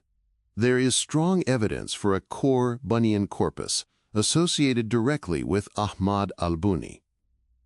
There is also strong evidence that the famous later compilation, known widely as Shams al-Ma'arif al-Kubra, took shape centuries after his probable lifetime, absorbing interpolations, rearrangements, and accumulated traditions along the way. The book that later generations feared and pursued was therefore partly a collective construction shaped across time. Yet the instability did not weaken the text's prestige. It strengthened it. A fixed book can eventually be mastered, catalogued, and domesticated. A shifting manuscript tradition resists final control. Every copy might contain unknown material. Every recension might preserve hidden sections absent elsewhere. Scarcity and uncertainty combine to produce intellectual tension impossible to resolve completely. The role of secrecy in this process cannot be overstated. Restricted access generates symbolic value. A manuscript openly available in every market loses some of its aura. But a manuscript rumored to contain guarded operations acquires social gravity precisely because it cannot be encountered casually. Secrecy functions psychologically as evidence of potency. If authorities fear the text, readers assume the contents must matter. If initiates guard procedures carefully, outsiders imagine dangerous knowledge hidden within them. This dynamic created a self-reinforcing cycle. Suspicion encouraged concealment. Concealment increased fascination. Fascination increased copying and private circulation. Wider circulation produced stronger criticism. Stronger criticism deepened the manuscript's forbidden reputation. The text survived, partly because opposition itself became one of the engines preserving it. Legal and theological critiques intensified as the Bunyan tradition spread. Ibn Taymiyyah later condemned practitioners associated with occult sciences and letter operations, treating many such activities as forms of deviation linked to unlawful manipulation and even demonic influence. Ibn Khaldun approached the subject differently, but arrived at similarly serious conclusions regarding operative occult practices. He recognized that scholars of letters and talismans considered their disciplines systematic and intellectually grounded. Yet he ultimately classified many such operations under forbidden sorcery. These critiques matter not only because of their content, but because of their scale. Major scholars devoted attention to hidden sciences precisely because they had become socially visible among educated circles. The issue was no longer marginal superstition alone. It involved manuscript traditions, scholarly networks, courtly interests, and devotional cultures overlapping across regions. Political authorities also possessed reasons for concern. Hidden sciences generated forms of influence difficult to regulate institutionally. A jurist appointed by the state derives legitimacy partly from public office and recognized training. A practitioner claiming access to concealed correspondences derives legitimacy from secrecy, charisma, and private reputation.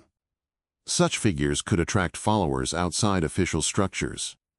Rulers, therefore, had practical reasons to distrust traditions associated with hidden operations, especially when linked to predictions, talismans, or claims of spiritual power. Still, direct suppression remained inconsistent. Surviving manuscripts suggest no comprehensive campaign succeeded in erasing the Bunyan tradition. Copies continued appearing across centuries and regions. Some were beautifully produced. Others circulated quietly through personal collections. Ottoman intellectual culture later absorbed aspects of letrist and talismanic traditions into broader discussions of esoteric sciences. Translations and adaptations extended the material further. The manuscript survived because demand persisted. Demand persisted because the emotional condition sustaining it never disappeared. Human beings continued fearing illness, uncertainty, political instability, betrayal, infertility, failure, and unseen harm. A manuscript, promising hidden structure, retained attraction wherever ordinary explanation felt insufficient. The prestige of dangerous knowledge added another layer. Readers often seek restricted texts not only for utility but for status. Possessing guarded knowledge creates distinction. The owner of a rare manuscript participates in exclusivity. Shams al-Ma'arif increasingly embodied this exclusivity. Ownership itself could become symbolic. A private library containing Bunyan material signaled access to specialized traditions unavailable to ordinary readers. Scholars sometimes warned against such books while preserving them for study. Critics condemned procedures yet copied sections for reference or refutation. Manuscripts moved through contradictory environments. Hidden yet discussed, denounced yet collected, feared yet carefully preserved. The physical appearance of the manuscripts contributed to their aura. Magic squares arranged in careful symmetry suggested concealed mathematics. Circular diagrams implied cosmic order. Dense invocatory sequences required disciplined reading. Some pages resembled architectural blueprints for invisible systems. Others looked almost ordinary until numerical or symbolic patterns emerged gradually under closer examination. The page itself performed secrecy visually. Marginal notes preserve traces of reader anxiety. Corrections appear beside formulas. Ownership marks record passage through multiple hands. Occasional warnings caution against misuse or emphasize ethical preparation. Such annotations reveal readers negotiating uncertainty actively rather than consuming the text passively. The manuscripts became sites of argument as much as instruction. In some cases, later copyists and editors intensified the dangerous reputation deliberately. Elaborate claims about hidden recensions or superior versions enhanced market value. Attributing anonymous materials to al-Buni strengthened authority automatically because the name itself had become charged with prestige. A powerful manuscript tradition attracts attachment. New texts gather around old centers, like metal filings around a magnet.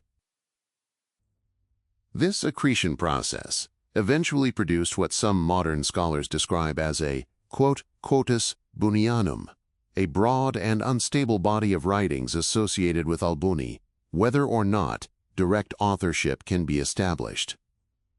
The distinction between original composition and later inheritance became increasingly difficult to maintain.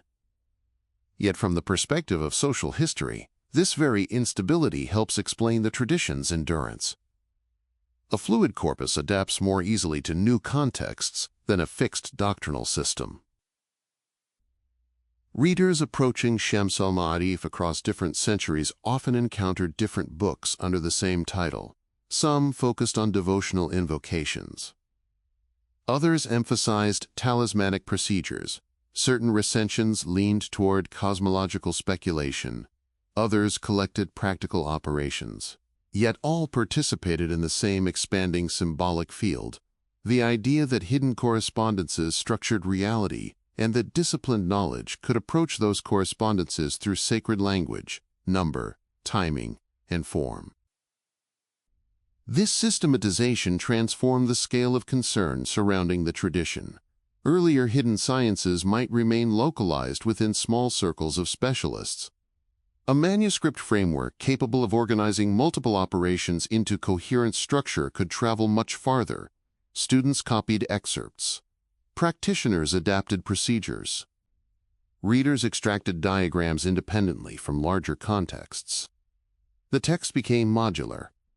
Its components could circulate separately while still reinforcing the authority of the larger Bunian tradition. The broader Islamic manuscript world proved ideal for such diffusion. Books rarely remained fixed in centralized archives. They moved through inheritance, trade, lending, pilgrimage, migration, and private copying. A manuscript could disappear from one city and surface decades later elsewhere, carrying additions from intervening readers. The physical fragility of paper paradoxically enabled intellectual survival because duplication dispersed material widely.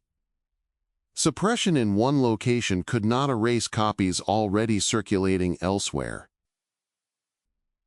And each act of attempted containment risked increasing the text's prestige further. The psychology of forbidden knowledge operates through scarcity and implication. A prohibited book appears important precisely because it is restricted. A manuscript associated with hidden power acquires emotional intensity before its contents are examined critically. Curiosity expands into the unknown spaces surrounding the object.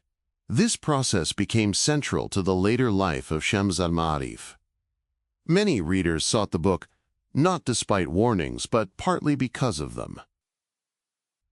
Religious rulings in later centuries sometimes advised destroying works associated with sorcery or occult manipulation, occasionally naming Shams al-Ma'arif directly.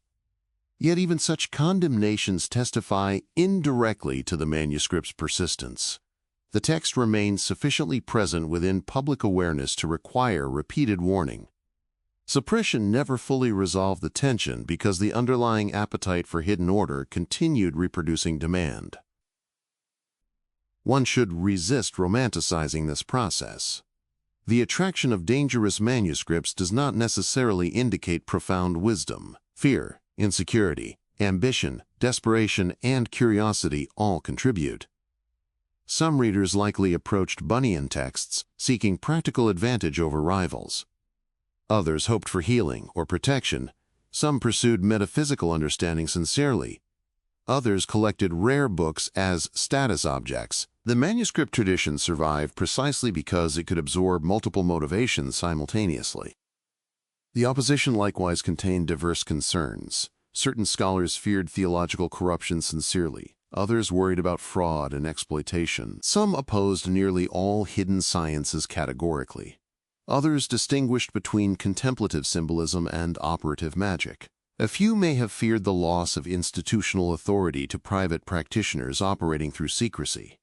No single explanation captures the full range of reactions surrounding the text. This complexity preserved the atmosphere around Shams al-Ma'arif. The manuscript remained difficult to settle morally because it occupied overlapping categories at once: devotional and dangerous, scholarly and suspect, disciplined and unstable, hidden yet commercially reproduced. Its very contradictions sustained its life. By the early modern period, the title itself carried autonomous power. Readers might know almost nothing about the historical Ahmad al-Buni while recognizing the manuscript's reputation immediately. The book became larger than its author because the manuscript tradition had absorbed centuries of fear, commentary, interpolation, adaptation, condemnation, and longing. The historical figure at the center grew increasingly difficult to recover beneath the expanding textual layers attached to his name. And still, the copying continued. In private libraries, wrapped manuscripts waited inside wooden chests beside legal works and devotional collections. In manuscript shops, partial copies passed discreetly between buyers. In scholarly discussions, hidden sciences remained subjects of warning and fascination. In marginal notes, readers attempted to clarify procedures or limit misuse. In Ottoman contexts, translations and adaptations extended the reach of letrist and talismanic traditions further into elite intellectual circles. The manuscript world never entirely resolved what to do with the Bunyan inheritance. What had begun as circles of invocation and guarded symbolic reflection now existed as a sprawling manuscript ecosystem associated with one increasingly charged title. The pressure generating the transformation had been cumulative: social fear demanding protection, intellectual traditions offering hidden correspondences, manuscript culture enabling controlled transmission, secrecy enhancing authority, and criticism intensifying fascination. Together they produced a book tradition capable of surviving precisely because it could never be fully stabilized or fully destroyed. By this stage, Ahmad al-Buni himself had already begun fading into shadow. The surviving biography remained thin, dates blurred, attributions multiplied. Later, readers projected onto him whatever version of hidden knowledge they feared or desired most intensely. The man receded while the manuscript expanded. And the manuscript, now carrying a life beyond its author, would continue moving through centuries as both warning and temptation. preserved by the same tensions that sought to contain it. 6. The manuscript under the floorboards. Long after Ahmad al-Buni himself had become historically indistinct, the manuscripts continued, moving quietly through rooms where official certainty weakened. The texts survived not because they won open acceptance, but because they adapted to concealment. They entered households folded between safer books. They rested inside wooden chests beneath legal commentaries and devotional collections. They appeared in private libraries where owners rarely listed every title publicly. They traveled through inheritance after deaths, through estate sales after financial collapse, through migration after political unrest, through copying sessions carried out in rooms that looked outwardly ordinary. The hidden sciences endured not through triumph but through habits of preservation practiced by people who feared the texts, doubted them, depended on them, argued over them, and could not fully abandon them. The manuscript world surrounding Shams al-Ma'arif eventually became more revealing than the surviving biography of al-Buni himself. In the absence of a detailed personal record, human behavior gathered around the text begins to expose the deeper structure of the tradition. The manuscripts became instruments through which entire societies negotiated anxiety about sacred language, hidden power, institutional authority, and private desperation. The crucial question was no longer whether the historical al-Buni intended every later use of his name. The question became why readers continued reproducing these works across centuries despite criticism, danger, and uncertainty. Part of the answer lay in material reality. Manuscripts created intimacy. Before print culture standardized and multiplied texts mechanically, every copied book carried traces of human labor. A scribe sharpened reed pens, prepared ink, ruled lines, corrected errors, and judged spacing by hand. Paper absorbed pressure unevenly. Marginal notes accumulated gradually through ownership. Water damage distorted edges. Smoke darkened pages stored near lamps over decades. Even books copied from the same exemplar developed distinct physical personalities. A manuscript associated with hidden sciences therefore became more than a container of information. It became an object of contact. Hands touched it carefully. Readers unfolded wrapped cloth bindings slowly. Owners concealed it in particular places known only within trusted circles. Some copies preserved signs of heavy consultation, darkened corners, worn margins, repeated corrections. Others appear scarcely handled, perhaps feared more than used. The physical object carried emotional tension, regardless of whether readers accepted the underlying claims. In many Islamic societies, books already possessed moral seriousness independent of content.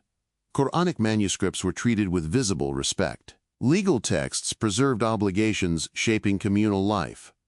Prophetic traditions moved through carefully guarded transmission chains. Literacy itself carried prestige because it connected the reader to revelation, law, and scholarship. The Bunyan manuscripts entered this environment carrying an additional charge: the suspicion that sacred language might be operating outside publicly regulated boundaries.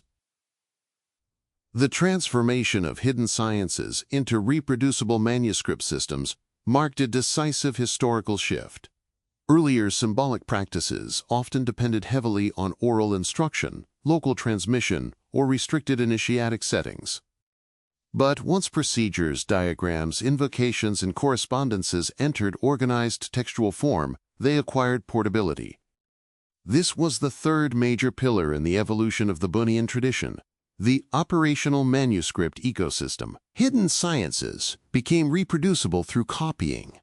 They could travel independently of a single teacher or place. This shift answered practical demand. Many readers seeking protection, healing, influence, or hidden order lacked direct access to elite scholarly circles. Manuscripts offered partial democratization without becoming truly public. A copied text could carry fragments of guarded knowledge into regions far removed from its original environment. The procedures no longer depended entirely on face-to-face transmission. A page itself could function as authority. Yet, incomplete transmission created new forms of dependence. A manuscript rarely explained everything clearly. Certain sections remained elusive. Diagrams appeared without full commentary. Numerical arrangements lacked obvious rationale. Invocations referenced prior knowledge readers might not possess. This ambiguity generated hierarchy naturally. Owners of fuller recensions claimed superiority over readers possessing only abbreviated copies. Teachers emphasized the dangers of unsupervised interpretation. The less complete the transmission, the more valuable experienced guidance appeared. Scarcity intensified the effect. A rare book does not merely conceal information. It organizes relationships around access. The owner decides who may read it. The copyist decides which portions to reproduce. The teacher decides what remains restricted. In such environments, knowledge becomes social before it becomes intellectual. Possession creates hierarchy. Some surviving Bunyan manuscripts preserve evidence of deliberate abridgment. Certain operations disappear. Diagrams are simplified or omitted. Invocations remain while procedural frameworks weaken. In other cases, the opposite occurs. Later compilers add material, expanding collections into larger and more intimidating structures. Regional differences emerge gradually. Ottoman copies may organize material differently from Maghribi or Egyptian recensions. Some manuscripts emphasize devotional language. Others foreground talismanic arrangements or symbolic calculations more heavily. The tradition evolved through adaptation rather than stable preservation. This instability frustrated critics but also protected the corpus from complete suppression. Authorities could condemn a title broadly, yet the title itself concealed enormous textual diversity. One manuscript called Shams al-Ma'arif might differ substantially from another bearing the same name. Ownership became diffuse. No central institution controlled reproduction. The manuscript world functioned through dispersion. In practice, concealment often relied less on dramatic secrecy than on ordinary disorder. A dangerous text hidden beneath floorboards appears memorable because concealment becomes visible. More common were quieter forms of obscurity.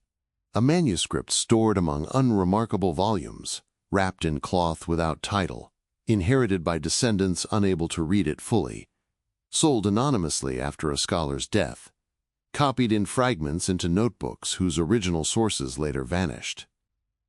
Books survived because human households accumulate objects faster than institutions can regulate them. Private libraries played a crucial role. Medieval and early modern Islamic scholars frequently assembled personal collections over lifetimes of travel, purchase, copying, and exchange. Some libraries reflected public scholarship visibly: law, grammar, theology, medicine, Quranic commentary. Others contained mixed holdings shaped by curiosity rather than institutional orthodoxy alone. A single shelf might place devotional works beside astronomy, poetry beside astrology, medicine beside talismanic literature. The categories separating respectable science from suspicious knowledge often blurred materially inside collections. The psychology of ownership mattered deeply in such settings. To possess a rare manuscript associated with restricted knowledge created a private sense of distinction. Even readers skeptical of operative claims might preserve Bunyan works because the texts represented intellectual rarity. Collectors often valued dangerous books precisely because danger confers aura. A condemned manuscript acquires symbolic gravity beyond ordinary literature. Some owners likely approached the texts defensively rather than devotionally. A scholar criticizing occult sciences might still preserve manuscripts for reference, refutation, or comparative study. Historians and jurists frequently collected books they opposed intellectually because knowledge itself required documentation. Yet preserving a text physically also preserves the possibility of future circulation. Manuscripts survive through contradiction, as often as through loyalty. The rooms where copying occurred reveal another layer of human behavior under pressure. Copyists occupied unstable positions within intellectual economies. Some worked professionally under patronage or institutional support. Others copied texts privately for supplemental income. A skilled scribe might reproduce legal manuals, poetry collections, devotional treatises, and occult materials during the same month, depending on demand. The manuscript market rewarded labor more consistently than ideology. This economic reality complicated efforts at suppression. A controversial manuscript still generated commercial value. Readers sought copies. Wealthy patrons commissioned compilations. Travelers requested portable excerpts. Even when jurists condemned hidden sciences publicly, market demand remained active beneath formal discourse. Copyists responded pragmatically. The act of copying itself could alter the emotional relationship between reader and text. Hours spent reproducing diagrams, numerical grids, invocatory phrases, and symbolic arrangements encouraged familiarity even where belief remained uncertain. A scribe tracing geometric forms repeatedly might begin sensing structure within them simply through labor. Repetition creates intimacy.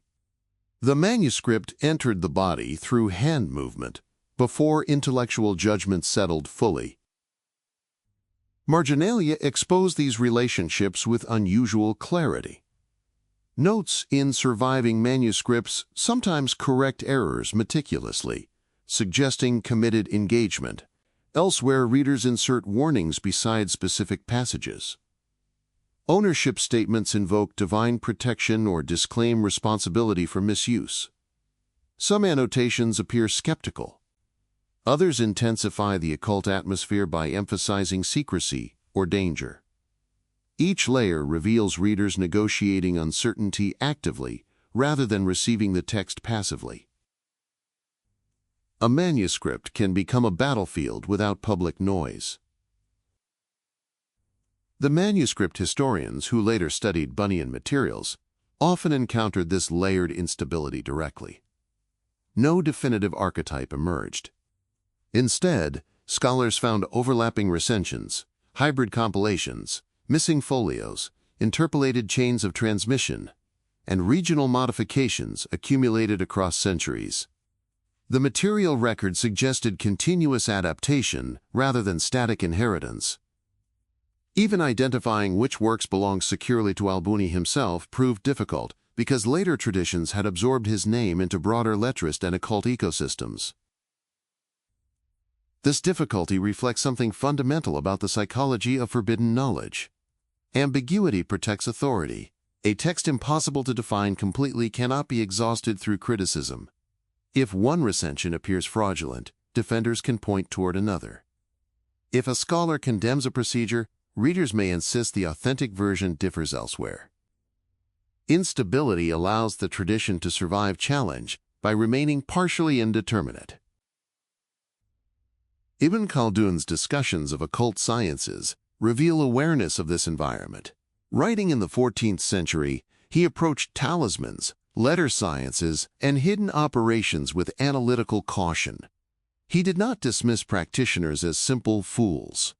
He recognized that many considered their disciplines systematic and intellectually grounded. Yet his judgment remained wary because operational claims threatened theological and social boundaries simultaneously. He understood the attraction while fearing the implications. That dual awareness became characteristic of many elite responses. Scholars often displayed familiarity with hidden sciences even while condemning them. This familiarity was unavoidable because occult traditions circulated through educated environments rather than isolated superstition alone. Astronomers, physicians, Sufi thinkers, philosophers, and jurists all encountered overlapping symbolic vocabularies to varying degrees. The anxiety surrounding Shams al-Ma'arif emerged precisely because the tradition occupied learned territory. Ottoman contexts later intensified institutional concern further. As imperial systems expanded bureaucratic and legal authority, worries about heterodoxy, unauthorized spiritual power, and socially disruptive occult practices increased periodically.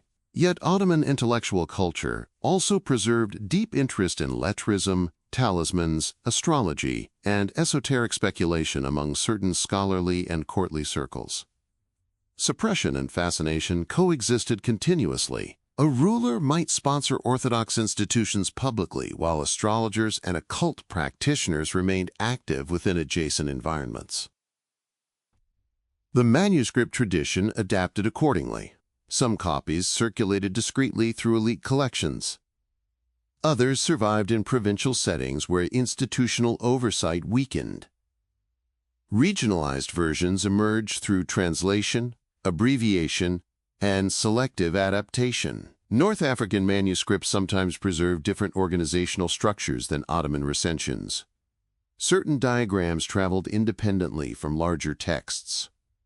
Fragments detached from original frameworks and acquired local uses. The process resembled biological mutation more than orderly publication. Every copying event introduced possibility, omission, expansion, corruption, reinterpretation. Yet these alterations rarely destroyed the tradition. They helped it survive. A fixed orthodoxy can collapse if central authority fails. A dispersed manuscript ecosystem persists through fragmentation. Fear played an essential role in preservation. Human beings often guard dangerous objects more carefully than ordinary ones. A manuscript associated with hidden power attracts protective handling. Owners conceal it deliberately. Readers wrap it separately. Collectors hesitate before discarding it, even when skeptical. Fear creates ritual around possession. At the same time, secrecy generates paranoia. A restricted text encourages suspicion about incomplete access. Does another owner possess fuller knowledge? Has a copyist omitted crucial sections intentionally? Are public condemnations attempts to suppress genuine power, or simply warnings against deception? Such questions emerge naturally wherever knowledge becomes hierarchical and partially hidden. The Bunyan manuscript tradition intensified these dynamics because textual incompleteness was materially real. Missing folios, variant recensions, damaged pages, and layered interpolations ensured that no reader possessed perfect certainty. Every manuscript hinted at absence. Something else might exist elsewhere. Another version might preserve stronger operations, clearer explanations, or more authentic transmission. The imagination expands rapidly inside incomplete systems. This incompleteness produced dependence upon interpreters. Teachers claiming access to superior recensions gained authority. Experienced readers positioned themselves as guides through unstable symbolic terrain. The less standardized the tradition became, the more valuable interpretive hierarchy appeared. Hidden knowledge rarely eliminates authority structures. It multiplies them. Yet authority within occult manuscript cultures remains unusually fragile because it depends heavily on trust. A jurist can appeal publicly to recognized methodology. A practitioner of hidden sciences often relies on reputation, secrecy, and personal testimony. Doubt, therefore, surrounds the tradition constantly. Are the procedures authentic? Are the diagrams corrupted? Is the teacher reliable? Is the manuscript complete? Anxiety becomes part of participation itself. This anxiety shaped reading practices materially. Some owners appear to have treated manuscripts cautiously, consulting them selectively rather than continuously. Others copied excerpts into personal notebooks, separating desired material from larger contexts. Certain volumes preserve evidence of repeated use in specific sections, while adjacent pages remain almost untouched. Readers approach the text strategically, not uniformly. The manuscript under the floorboard survives because no single relationship dominates. Devotion alone cannot explain preservation, nor can fraud, curiosity, or fear independently. The tradition endured through overlapping motives, operating simultaneously within the same social worlds. A scholar might preserve a manuscript for criticism while privately admiring its symbolic complexity. A practitioner might believe sincerely in hidden correspondences while adapting procedures commercially for anxious clients. A collector might value rarity more than doctrine. A desperate family might seek protection wherever it seemed available. Institutional religion struggled partly because these motives were difficult to disentangle publicly. Juristic condemnations addressed theological boundaries clearly enough in theory, but lived behavior remained complicated. Ordinary believers often moved pragmatically between accepted devotion and contested practices without perceiving sharp divisions. A person might recite Quranic prayers, visit saints, tombs, wear protective inscriptions, consult physicians, and seek astrological advice within the same period of hardship.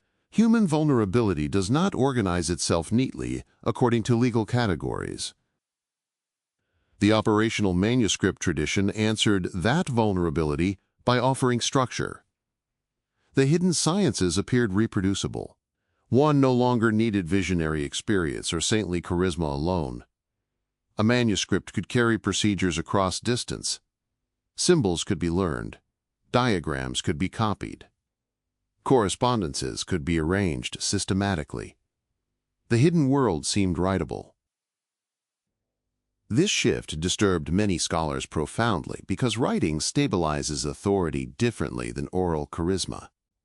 A saint dies and his influence fades gradually unless disciples preserve it. A manuscript reproduces itself indefinitely through copying. Once occult procedures entered durable textual ecosystems, suppression became vastly more difficult. Even damaged or partial copies preserved enough structure for continuation. The material vulnerability of manuscripts paradoxically strengthened long-term survival. Fire destroys one library, while another copy remains elsewhere. Water damages pages, but readers reconstruct missing portions from memory or alternate recensions.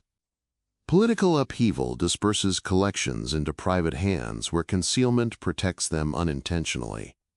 Centralized systems collapse more easily than scattered fragments. The Bunyan tradition endured because it became decentralized through manuscript multiplication. Collectors and bibliographers later encountered the after-effects of this dispersal. Manuscripts associated with Shams al-Ma'arif appeared in archives from Morocco to Istanbul, from Egypt to South Asia. Some copies were complete compilations. Others preserved isolated sections embedded inside unrelated volumes. The geographical spread reveals not a unified secret society, but countless acts of preservation carried out independently across generations. One should resist imagining every owner as an active practitioner. Many manuscripts survive because people preserve what they do not entirely understand. Families inherit books whose symbolic weight discourages disposal. Scholars archive controversial material for reference. Libraries absorb private collections without fully cataloging contents. A dangerous reputation can protect a text from destruction, because uncertainty itself encourages caution. The manuscript under the floorboards therefore becomes symbolic not because hidden books always rested literally beneath houses, but because concealment entered the emotional structure of the tradition. Readers approached the text privately. Ownership became selective disclosure. The book existed beside ordinary life without fully joining it. A person could possess the manuscript for years without discussing it openly. Hidden knowledge reorganizes social behavior around silence. Silence, however, also intensifies imagination. The less openly a text circulates, the more stories gather around it. Rumors of stronger recensions, dangerous operations, lost chapters, or hidden masters expand naturally wherever verification weakens. Later popular imagination transformed Shams al-Ma'arif into something approaching mythic danger, often far beyond what manuscript evidence supports directly. But myths emerge from social conditions. The secrecy surrounding the tradition created fertile ground for exaggeration. Even scholarly criticism contributed indirectly to this mythology. When respected jurists warned against occult texts, ordinary readers interpreted the warnings through existing fears and fascinations. A condemned manuscript acquires emotional voltage. The book begins operating symbolically before anyone reads a page. Possession itself feels transgressive. Yet the manuscripts remained stubbornly material. They occupied shelves, accumulated dust, suffered insect damage, absorbed humidity, and required repair. The operational tradition survived, not through abstraction but through ordinary acts of maintenance. Someone dried damaged folios after flooding. Someone recopied fading diagrams before ink disappeared entirely. Someone wrapped volumes against moisture. Someone sold a manuscript discreetly rather than burning it. Preservation depends on labor more than legend. The copyist's room, therefore, becomes the true crucible of the tradition. Not because dramatic rituals unfolded there, but because copying forced decisions repeatedly. Which sections deserve preservation? Which should remain omitted? How closely should the exemplar be followed? Does one reproduce questionable material exactly, or modify it cautiously? Each manuscript becomes evidence of human judgment under pressure. Some scribes likely approached the work with reverence, others with skepticism. Some probably copied for income without personal investment in the content. Yet, regardless of motive, every act of reproduction extended the tradition's life. The operational manuscript ecosystem survived through cumulative small decisions rather than coordinated ideology. The same is true of concealment. Rarely did authorities need to conduct dramatic confiscations to generate fear. The possibility of scrutiny alone encourages self-concealment. A controversial manuscript wrapped privately and stored discreetly has already entered underground existence whether or not formal prohibition occurs. Social danger often functions through anticipation rather than direct punishment. Ottoman anxieties about magic and heterodoxy reveal this subtlety clearly. State concern fluctuated according to political circumstance, scholarly influence, and local conditions. Yet occult practices never disappeared entirely because they remained woven into broader devotional and intellectual cultures. Manuscripts adapted by moving quietly through tolerated ambiguities. The state could regulate institutions more easily than households. Households preserve worlds beneath official history. A chest inherited from a deceased scholar might contain legal texts, family documents, devotional writings, astronomical tables, and an abridged Bunyan manuscript copied generations earlier. Descendants uncertain about the text's status might preserve it cautiously out of reverence, fear, or simple hesitation. Libraries form through accumulation faster than through coherent doctrine. Hidden traditions survive because human beings rarely sort their intellectual inheritances cleanly.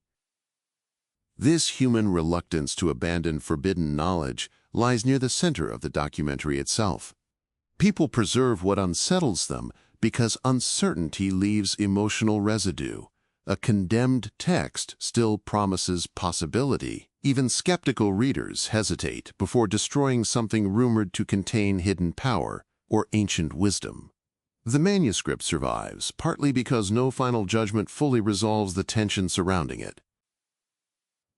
The operational Bunyan tradition exploited that tension structurally.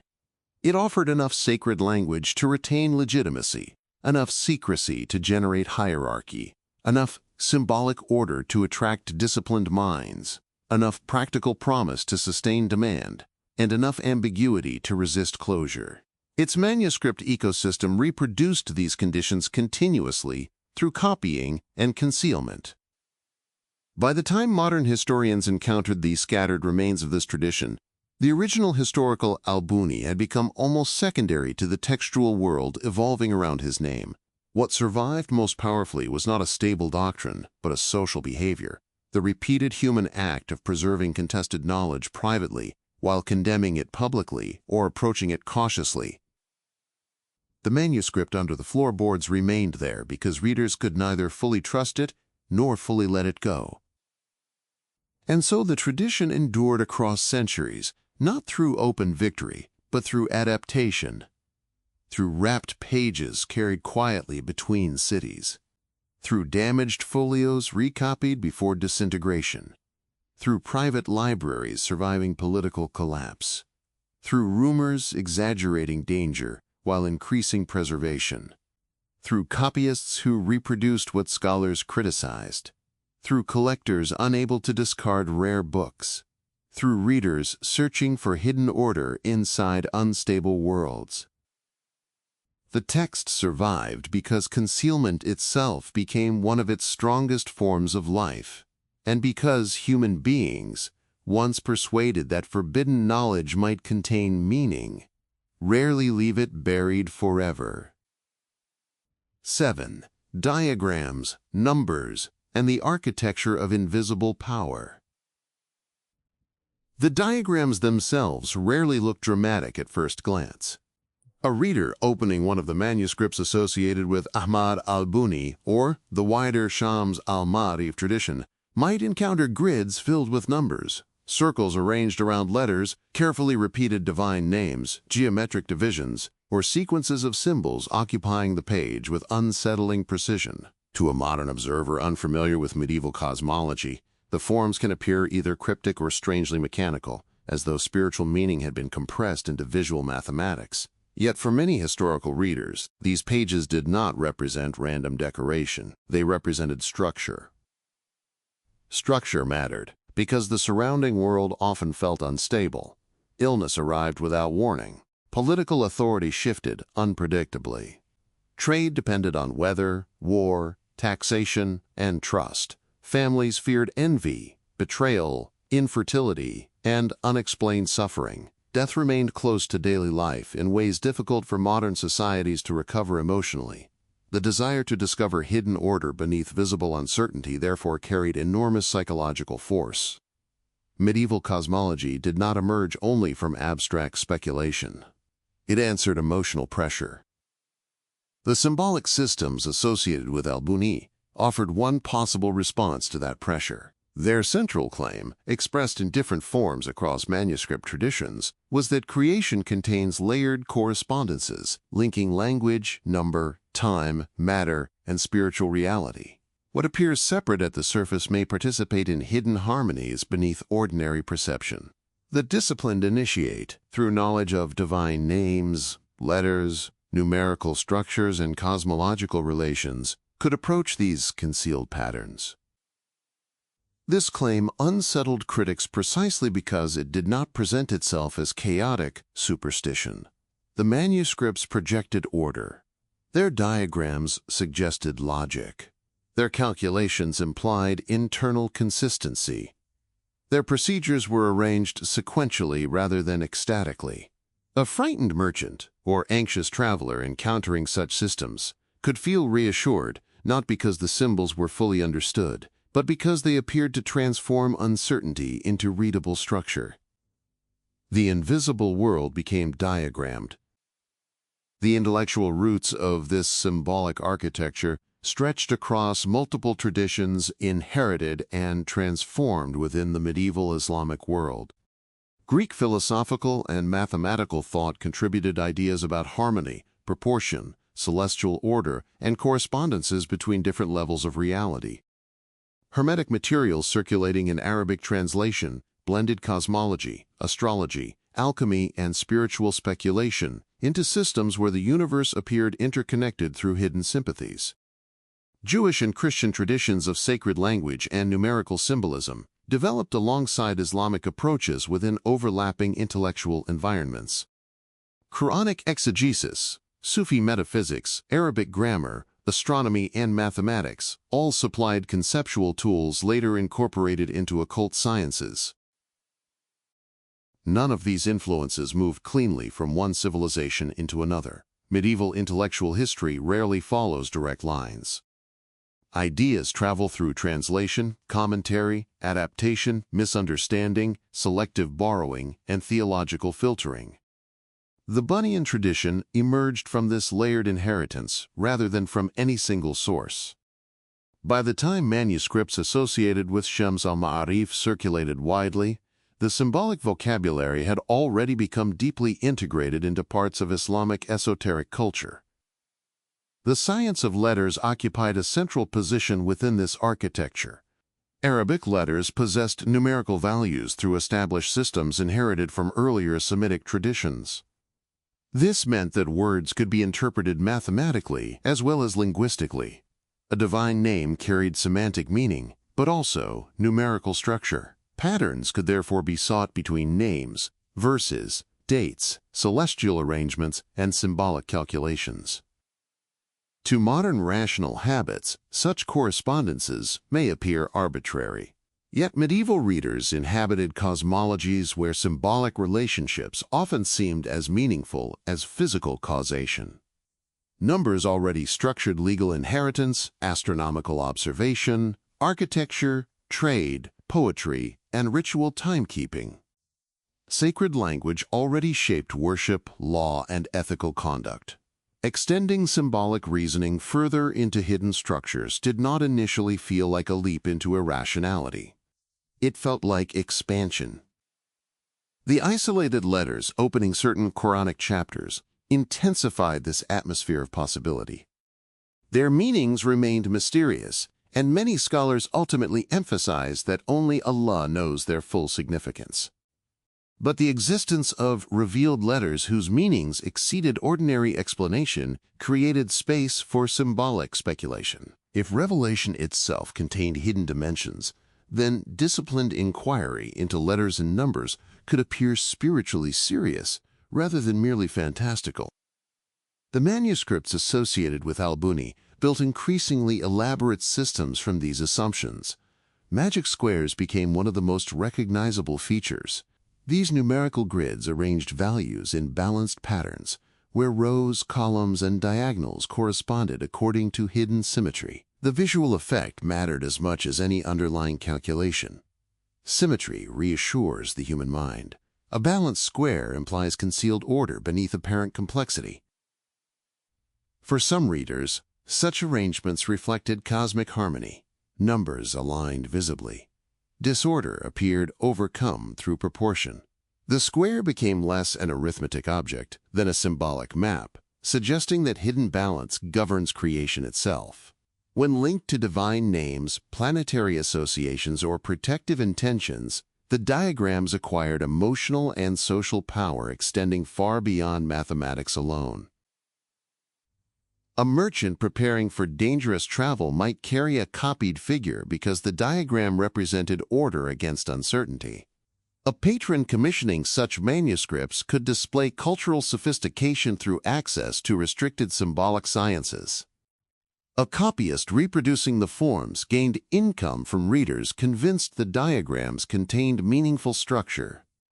A desperate household confronting illness might interpret the arrangement as concentrated protection. Meanwhile, a jurist examining the same page could see sacred language transformed into mechanical procedure. This divergence of interpretation explains much of the controversy surrounding the Bunyan tradition. The same symbolic object could function psychologically in radically different ways depending on context. To some readers, diagrams expressed contemplation of divine order. To others, they represented attempts to manipulate hidden forces through unauthorized means. The manuscripts preserved ambiguity rather than resolving it. Planetary timing intensified scholarly concern further. Medieval Islamic astronomy developed with extraordinary sophistication. Scholars calculated celestial movements for calendars, navigation, prayer times, and Qibla orientation. But astrology occupied a more controversial position because it extended observation into claims about influence and fate. Many learned figures distinguished between mathematical astronomy, regarded as legitimate science, and astrological claims implying hidden causal power. The Bunyan corpus often integrated planetary associations into broader symbolic frameworks. Certain times, alignments, or celestial conditions were treated as more suitable for particular operations or invocations. Again, the attraction lay partly in structure. Randomness became governed by timing. The universe appeared coordinated through layers of correspondence linking heavens and earth. Critics worried that such systems encouraged subtle forms of determinism or manipulation. Islamic theology emphasized divine sovereignty over all creation. Excessive reliance on astrological timing risked shifting trust toward cosmic mechanisms rather than Allah's will. Even scholars sympathetic to symbolic reflection often drew boundaries around operative claims involving stars and planetary influence. Yet the practical appeal remained powerful. Timing gives anxiety a schedule. In uncertain societies, procedural timing creates the feeling that action can be aligned with larger order rather than left vulnerable to chaos. The psychological attraction of symbolic calendars therefore extended beyond intellectual theory. It answered emotional need. The same dynamic shaped invocatory practices associated with divine names. Mainstream Islamic spirituality already centered heavily on remembrance, supplication, and recitation. Believers repeated divine names in prayer and devotional practice across the Islamic world. Sufi traditions especially cultivated disciplined remembrance as a means of spiritual refinement and orientation toward Allah. The controversy emerged when remembrance moved toward operation.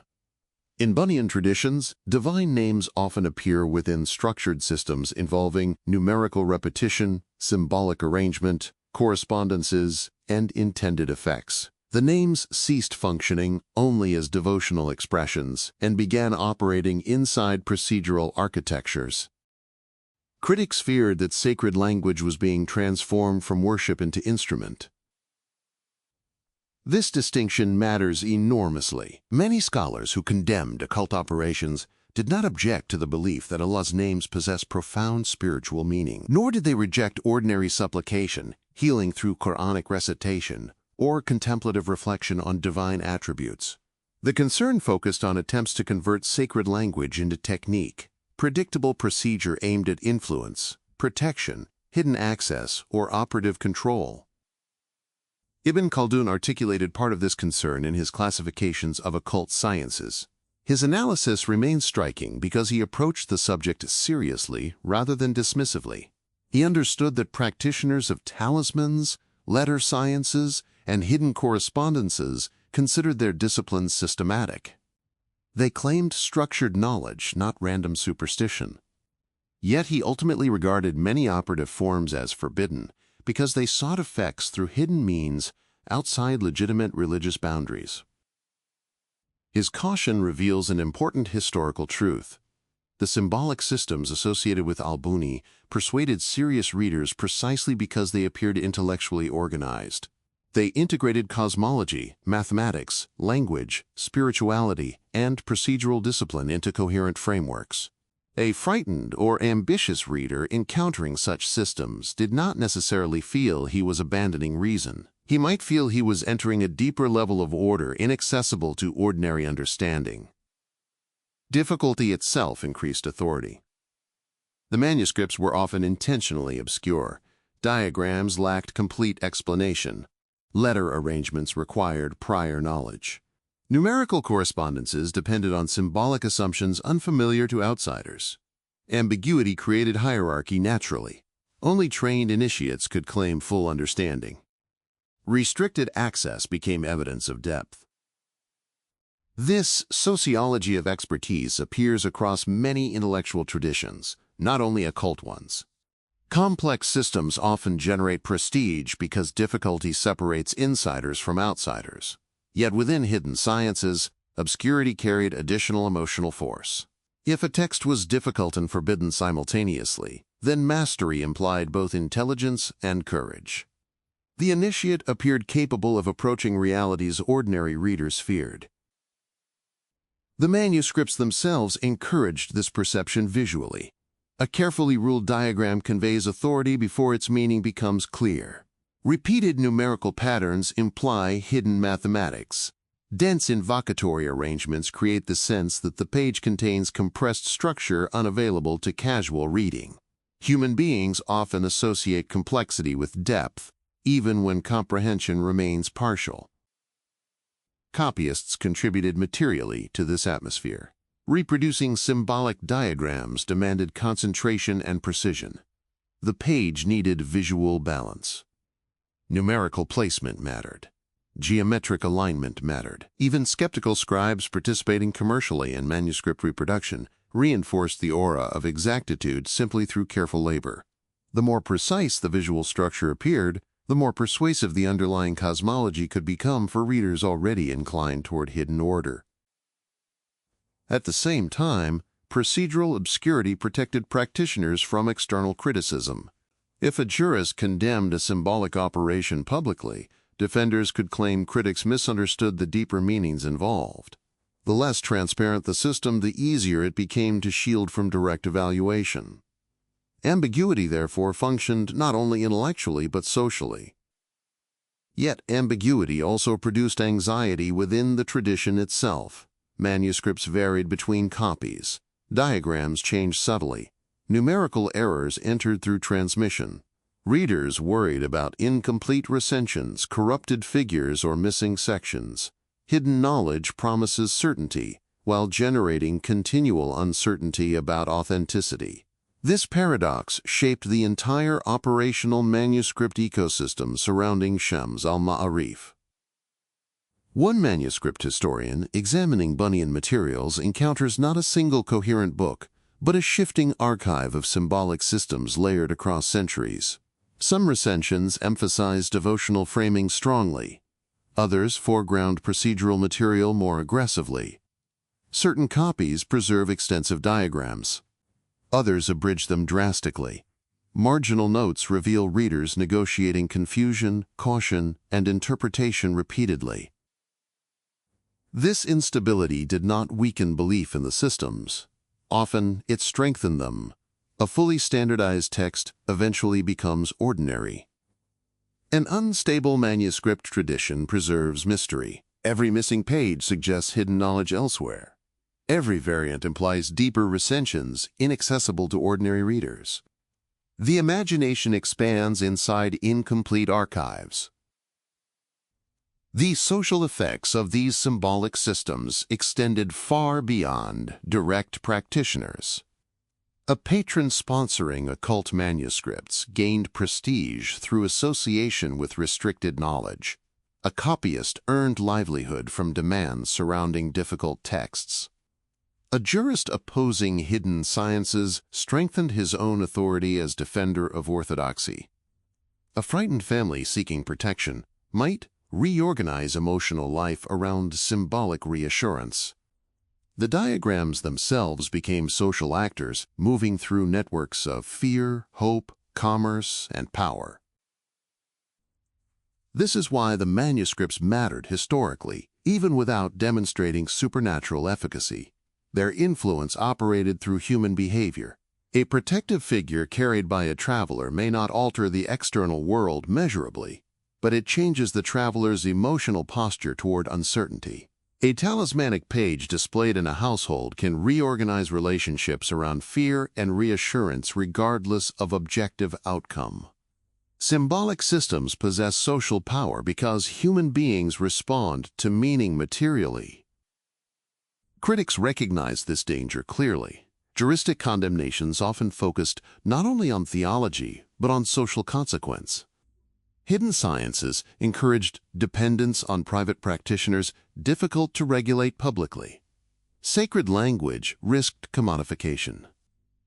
Desperate people became vulnerable to exploitation by individuals claiming specialized access to hidden correspondences. The more obscure the system, the easier manipulation became. Ottoman anxieties about magic and heterodoxy reflected these concerns on institutional scale. Authorities worried periodically about unauthorized spiritual influence operating beyond formal oversight, yet suppression remained inconsistent because symbolic practices had already penetrated multiple social layers. Courtly elites, Sufi circles, provincial healers, manuscript collectors, and ordinary believers all interacted with overlapping traditions differently. The state could condemn certain operations while preserving related manuscripts within scholarly collections simultaneously. This contradiction reveals another central irony. The forbidden status of occult systems often increased their prestige. A condemned manuscript appears more powerful because institutions fear it. Restricted access suggests hidden truth suppressed by authorities. Readers frustrated with official structures may interpret prohibition itself as evidence that the knowledge matters. The Bunyan tradition benefited enormously from this psychology. As criticism intensified, fascination deepened. The more jurists warned against misuse of sacred language, the more some readers imagined extraordinary power concealed within the diagrams and correspondences. Public suspicion became indirect advertising. Modern researchers of Islamic esotericism frequently emphasize that these traditions should not be dismissed as marginal irrationality detached from broader intellectual life. The scholars, copyists, and readers involved often belong to educated circles familiar with mathematics, theology, astronomy, philosophy, and devotional literature. The occult sciences emerged from the same manuscript civilization, producing legal commentaries and scientific treatises. This proximity made the controversy sharper. A crude superstition isolated among the uneducated rarely threatens institutions deeply. A symbolic system integrated with learned language and sacred vocabulary does. The Bunyan manuscripts borrowed prestige from mathematics, scriptural interpretation, cosmology, and disciplined transmission simultaneously. Their danger, in the eyes of critics, lay partly in sophistication. The relationship between mainstream spirituality and occult operation, therefore, requires careful distinction. Islamic devotional traditions widely accepted remembrance of Allah, recitation of Quranic verses, supplication for healing and protection, and contemplation of divine attributes. Many Sufi traditions cultivated symbolic reflection and disciplined spiritual practice within recognized religious frameworks. The controversy centered not on spirituality itself, but on procedural claims suggesting hidden techniques capable of producing operative effects through sacred correspondences. This boundary remained difficult to police because the language overlapped heavily. A diagram containing divine names may appear devotional externally while functioning operationally within specific traditions. A repeated invocation may belong to accepted remembrance in one context and contested procedure in another. Human practices resist rigid classification when emotional needs remain constant across categories. The fear of randomness continued driving attraction toward symbolic systems across centuries. Plague outbreaks, military conflict, unstable trade, infertility, illness, and social insecurity repeatedly renewed demand for hidden order. Every period of uncertainty produces renewed interest in structures promising concealed meaning beneath visible chaos. The Bunyan tradition survived, partly because the emotional conditions sustaining it never disappeared. A diagram offers reassurance because it appears complete. Lines close properly, numbers align, symbols balance symmetrically across the page. In a world experienced as unstable, symmetry itself becomes comforting. Human beings often prefer difficult systems to meaningless disorder. Even obscure correspondences can feel psychologically safer than randomness. The manuscripts transformed this comfort into portable form. A page could carry symbolic order across distance. A copied square, a sequence of names, a calculated arrangement of letters, all suggested that invisible structures remained accessible despite social instability. Whether the systems worked objectively became almost secondary to the emotional and cultural functions they served. Yet skepticism persisted continuously inside the same societies. Many scholars regarded the operational dimensions of these traditions as dangerous distortions. They feared that sacred language was being subordinated to worldly ambition, private power, or magical thinking. Some worried about theological corruption, others about fraud. others about the erosion of public scholarly oversight. The criticisms were not uniform, but they remained persistent because the stakes felt real. The manuscript tradition preserved both attraction and criticism simultaneously. Marginal warnings sit beside copied diagrams. Juristic condemnations circulate alongside continued reproduction. Readers preserve texts they publicly distrust. Libraries archive forbidden works rather than erasing them entirely. Human curiosity resists clean institutional control. This resistance explains why the Bunian systems eventually influenced not only Islamic occult traditions, but wider global esoteric imagination, as manuscripts traveled, were translated, collected, and studied beyond their original environments. European Orientalists later encountered Arabic occult materials through manuscript collections. Modern occult movements selectively appropriated fragments detached from their medieval contexts. Contemporary fascination with forbidden Islamic grimoires often says more about modern fantasies than about the historical realities surrounding al-Buni. Yet these later appropriations testify indirectly to the durability of the symbolic architecture itself. The diagrams survived because they condensed multiple human desires into visible form: the desire for order, protection, mastery, meaning, hidden access, and participation in realities larger than ordinary life. Critics understood the danger precisely because they understood the attraction. The more difficult the systems became, the more prestigious they appeared. The more obscure the manuscripts became, the more authority attached to those claiming understanding. The more strongly institutions condemned hidden sciences, the more readers imagined suppressed truth concealed inside forbidden pages. Suspicion itself generated aura. And so the central irony hardened across centuries. A symbolic system originally criticized for threatening public religious boundaries gained additional power from prohibition itself. What authorities attempted to contain became more emotionally charged because containment implied danger. The forbidden manuscript acquired the prestige of hidden reality. In the end, the diagrams, numbers, and divine names associated with the Bunyan tradition mattered less because they demonstrated invisible power than because they reorganized human behavior around the possibility of invisible power. They altered fear, commerce, authority, preservation, and imagination. They persuaded serious readers because they transformed uncertainty into structure. They alarmed critics because they transformed sacred language into potential technique.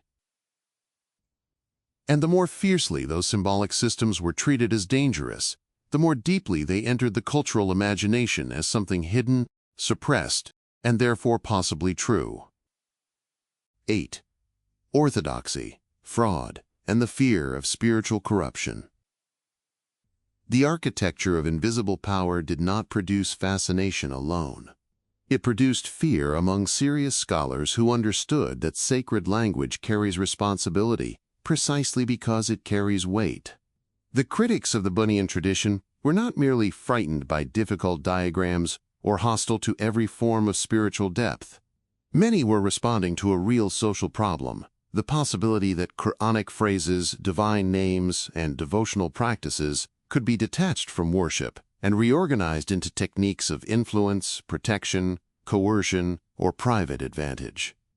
Their concern was not always that people believed too much. Often it was that belief could be exploited, commercialized, and redirected away from public moral accountability.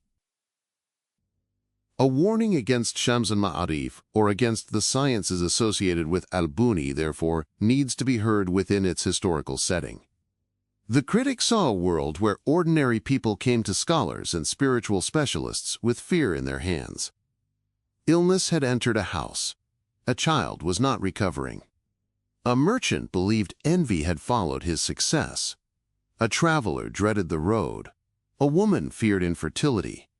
A family suspected unseen harm. These anxieties were not imaginary to the people living them. They were part of the texture of medieval life, where Medical knowledge, religious devotion, folk practice, and symbolic reasoning often overlapped in response to suffering. In that atmosphere, a practitioner claiming access to hidden operations could gain extraordinary influence. He might present himself as a healer, protector, spiritual guide, or custodian of restricted knowledge. He might use Quranic language sincerely, deceptively, or in a mixture difficult for outsiders to judge. The danger for jurists was not only doctrinal error in the abstract. It was the vulnerable person standing before someone who could sell certainty where certainty did not exist. Fraud was a real concern. No historically fair account should soften that point. Whenever fear creates demand for invisible protection, markets for manipulation appear. Some practitioners may have believed in their systems sincerely. Others almost certainly exploited need. A manuscript filled with complex symbols could impress clients unable to read it. A numerical diagram could appear authoritative precisely because it resisted ordinary understanding. A formula framed as secret knowledge could justify payment, obedience, secrecy, or dependency. The critic's suspicion grew from contact with human weakness, not from ignorance alone. Theological concern reached deeper still. In Islamic devotion, supplication expresses dependence upon Allah. The believer asks, hopes, waits, submits, and remains morally accountable regardless of outcome. But operative systems using divine names, numbers, timings, and diagrams could encourage a different posture, one closer to procedure than prayer. If the right arrangement was believed to produce a particular effect, then sacred language risked being treated as an instrument rather than as worship. Critics feared that the heart might shift from reliance on Allah toward reliance on technique. This distinction separated lawful supplication from contested operation. A person reciting Quran for comfort, asking Allah for healing, or remembering divine names within accepted devotional practice stood within recognized religious life. A person treating those same words as components inside a hidden mechanism promising influence over unseen forces entered disputed territory. The difference was not always visible from the outside.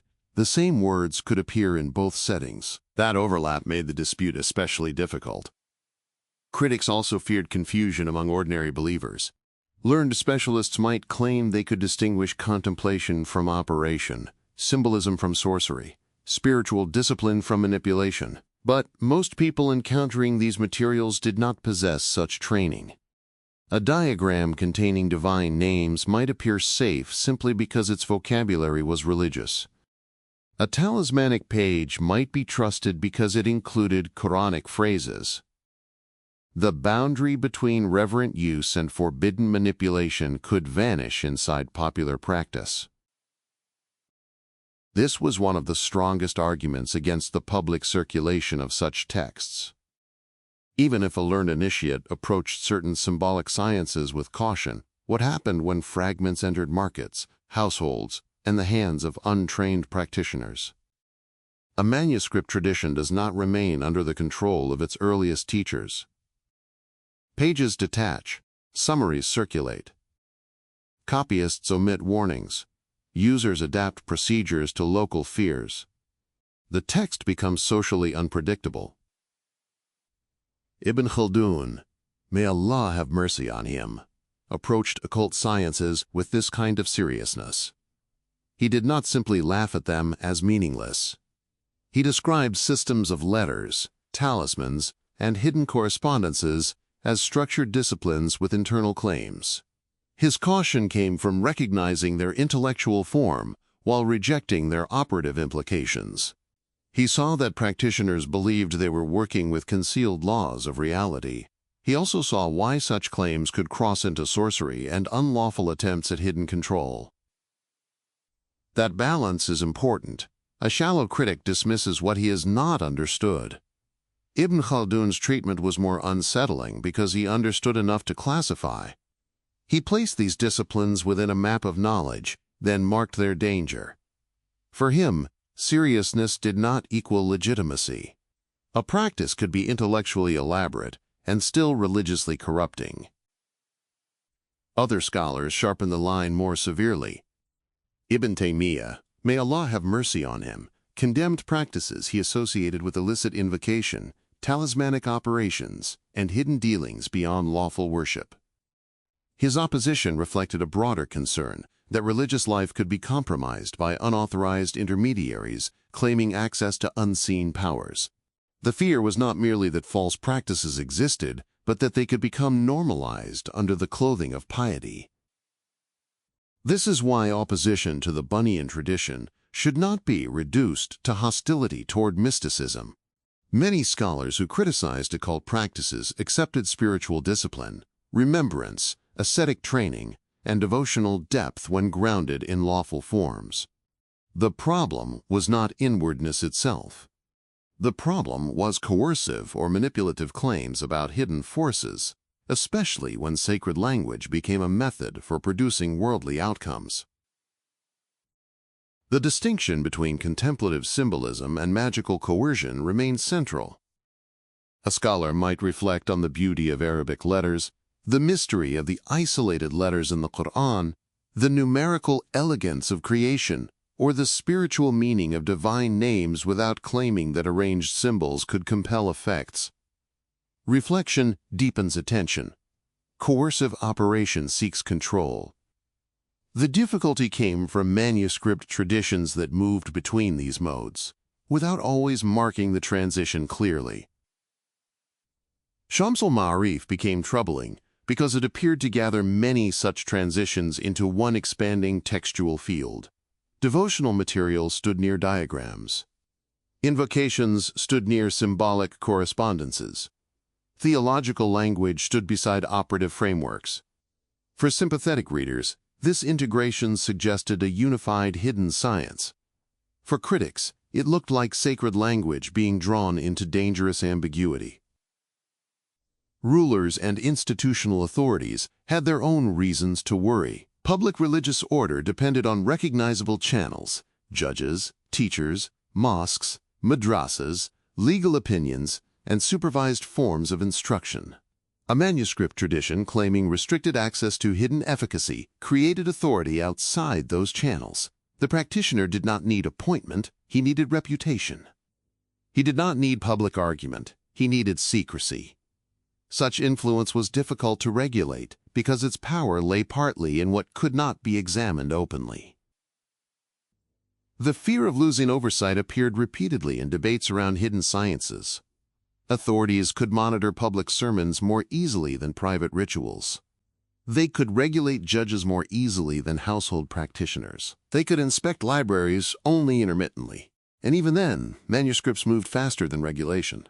A copied excerpt could travel in a notebook, a folded page, or memory. Suppression faced the material difficulty of the manuscript world itself. Later institutional bans and modern religious rulings intensified the language of rejection. Some rulings named Shams al-Ma'arif directly among books to avoid or destroy because of its association with sorcery and unlawful practices. These condemnations expressed a clear boundary. Books that teach magical operations should not be preserved for use. Yet even these rulings reveal the continued presence of the text. One does not repeatedly warn against what has disappeared. The failure of condemnation to end demand does not mean criticism lacked merit. It means demand came from pressures no ruling could fully remove. Poverty remained. Illness remained. Fear of envy remained. Political uncertainty remained. Human beings continued seeking ways to protect themselves from what they could not predict. A warning might convince some readers to avoid the text, but it could also increase curiosity among others. Prohibition gave the manuscript emotional charge. The psychology was circular. A book was condemned because it seemed dangerous. It seemed more powerful because it was condemned. Its reputation increased desire. Increased desire encouraged copying. Wider copying provoked further condemnation. The cycle did not require anyone to prove the practices effective. It required only fear, scarcity, and imagination. Modern folklore often distorts this history by turning al-Buni into a caricature of a dark magician, as though he stood outside Islamic intellectual life, producing a single cursed book whose effects were obvious to everyone. That image is historically weak. The evidence points instead toward a more complicated figure embedded in Sufi, letrist, and manuscript traditions, whose name later attracted layers of material beyond secure authorship. The most notorious forms of Shamsul Arif were shaped through later compilation, interpolation, and circulation. Clarifying this does not make the tradition harmless. It makes the danger more historically intelligible. The problem was not a theatrical villain with a forbidden volume. It was a long manuscript ecosystem in which sacred words, symbolic systems, ordinary fear, market demand, and restricted authority interacted across centuries. Such a system can corrupt without spectacle. It can mislead quietly through prestige, complexity, and need. Modern historians reassessing the manuscript record have emphasized this instability. Surviving versions vary, attributions are layered. Later compilers expanded the Bunyan corpus. Transmission chains could be borrowed or reshaped to strengthen claims of authenticity. Some manuscripts circulated through normal copying channels rather than through purely underground networks. These findings complicate both romantic and polemical narratives. The tradition was neither a single pure authorial work nor a simple criminal object uniformly suppressed. This complexity matters because moral panic often simplifies what history leaves tangled. Later readers sometimes imagine that every manuscript associated with al-Buni was equally dangerous, equally intentional, equally authored, equally condemned. But the material evidence suggests gradation: core works, later attributed works, compilations, abbreviations, regional copies, and printed distortions. A jurist warning against use might be responding to real dangers, while a historian must still ask which text, which century, which copy, which practice, and which audience. Opposition itself also varied. Some scholars condemned sorcery broadly and treated occult sciences as violations of Islamic law. Others focused on particular claims of astral influence, invocation of spirits, or talismanic operations. Some allowed protective writing if restricted to Quranic language and understood within lawful dependence upon Allah, while rejecting numerical or operative systems. Others feared that even permitted forms might become gateways to confusion. The dispute did not possess a single voice. That variety should not obscure the seriousness of the concerns. Sacred language can be misused. Desperate people can be manipulated.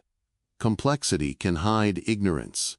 Restricted access can protect imposters. A practitioner who claims knowledge beyond public examination gains power without accountability. These dangers existed in medieval societies as they do in other forms across time. At the same time, the users of such material cannot be treated only as foolish or corrupt. Many were suffering.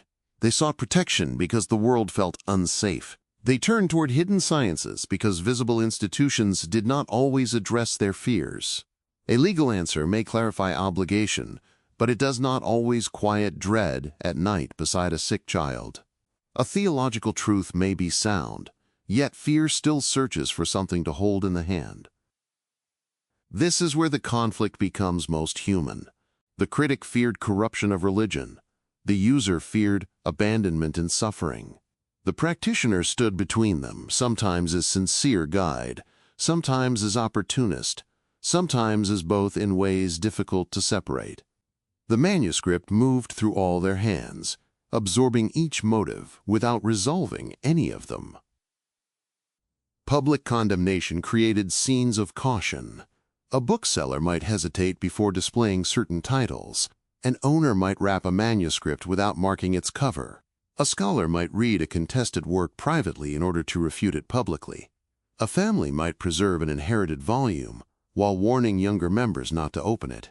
The text existed in a social half-light, not fully hidden, not safely public. This half-light preserved myth.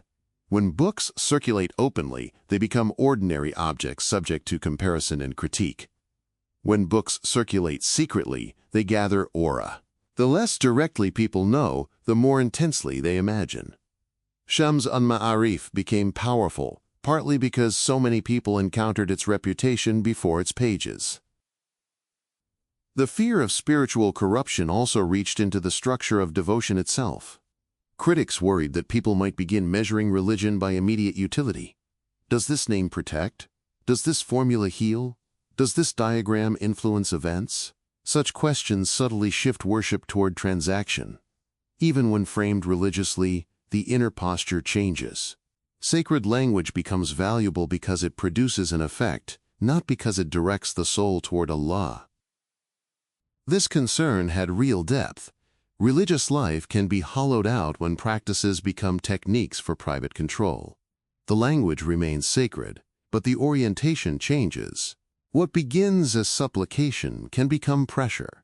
What begins as remembrance can become calculation. What begins as trust can become dependence on a method. Yet human longing for tangible reassurance persists. In times of instability, abstraction feels insufficient. People want signs, objects, procedures, and words they can repeat. They want to participate actively against misfortune. Hidden sciences offered forms of participation. They gave fear something to do. That practical dimension helps explain why condemnation alone rarely ended use. The public scholar stood in a difficult position. He had to protect boundaries without denying human vulnerability. He had to warn against manipulation without mocking suffering. He had to distinguish lawful supplication from unlawful operation in a world where manuscripts blurred the line visually and linguistically. Some succeeded with care. Others spoke in sweeping condemnations shaped by fear of social disorder. The manuscript tradition responded by becoming more elusive. Texts were abridged, retitled, merged, or hidden inside larger collections. Material associated with al-Buni traveled under variant names. Later copies emphasized different aspects depending on audience.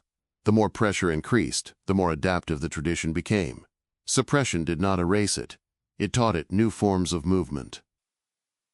This does not mean prohibition caused the tradition by itself. Demand existed already. But prohibition shaped the emotional meaning of demand. A manuscript sought for protection became also a manuscript sought because it was forbidden. Fear of sin and desire for power could exist in the same reader. A person might approach the book anxiously, convinced it was dangerous, yet unable to resist the possibility that danger signaled potency. Such contradictions are not rare in religious history. Human beings often fear what they desire and desire what they are told to fear. The forbidden object becomes a mirror in which anxieties about authority, freedom, safety, and hidden truth converge. Shams al-Ma'arif became one such mirror. The strongest critics, therefore, deserve to be taken seriously. They saw that religious vocabulary can be weaponized. They saw that complexity can intimidate ordinary believers. They saw that private claims of hidden power can erode communal trust. They saw that fraud thrives where suffering seeks certainty and where verification is difficult. Their warnings were not merely reactionary noise. They emerged from a sober recognition of what people can do when sacred language becomes marketable. The strongest defenders, or at least sympathetic users, also cannot be flattened. Some approached symbolic sciences through contemplation, discipline, and an attempt to understand creation as filled with signs. They did not necessarily imagine themselves rebelling against Islam. They may have seen their practices as intensified devotion, specialized knowledge, or inherited wisdom requiring caution. Their mistake, where critics saw one, lay in crossing boundaries they believed they were honoring. History does not require us to decide every theological dispute in order to understand the pressure. The point is that both attraction and opposition arose from meaningful concerns. The longing for hidden order was human. The fear of corruption was human. The manuscript carried both.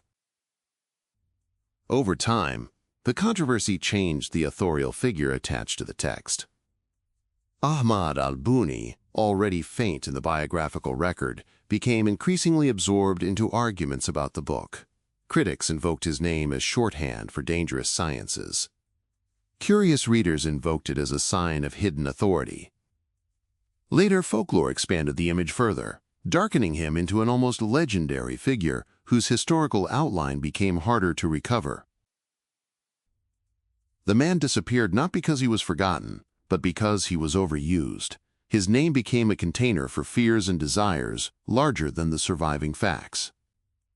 Every condemnation, every hidden copy, every warning, every market rumor added weight to the symbol while obscuring the person.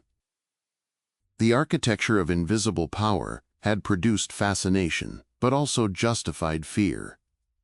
The critics saw how easily the sacred could become a service. The users saw how unbearable uncertainty could be without protection. Between them moved manuscripts that neither side could entirely control. And as the debate continued, al-Buni himself began slipping further behind the legend, leaving behind a name increasingly inseparable from the book that had outgrown him. 9. The author dissolves into the legend. Ahmad al-Buni does not leave history through a door that can be clearly seen. There is no reliable deathbed scene, no preserved final exchange, no moment in which the man gathers his students and explains what his books were meant to become. The record narrows instead into silence. A few names remain, a few manuscript traces remain, a teaching setting in Cairo remains. A probable death window remains, usually placed around the year 622 after Hijrah, with some modern scholarship allowing the possibility that he lived several years beyond that. What disappears is the continuous human outline that would allow a life to close in ordinary narrative form. This absence is not a failure of storytelling, it is the historical fact that must be faced. Al-Buni became famous through a textual afterlife more powerful than his biography, and the imbalance began early. Medieval biographical dictionaries that preserved details about many scholars of lesser posthumous influence preserved almost nothing secure about him. Later notices supplied names and associations, but rarely the kind of grounded detail that lets a historian reconstruct personality, household, daily habit, or final years. Around the man there is sparseness. Around the books there is accumulation. That contrast shaped everything that followed. A well-documented author resists myth more effectively because dates, teachers, places, rivalries, and known works limit the imagination. Al-Buni had fewer defenses.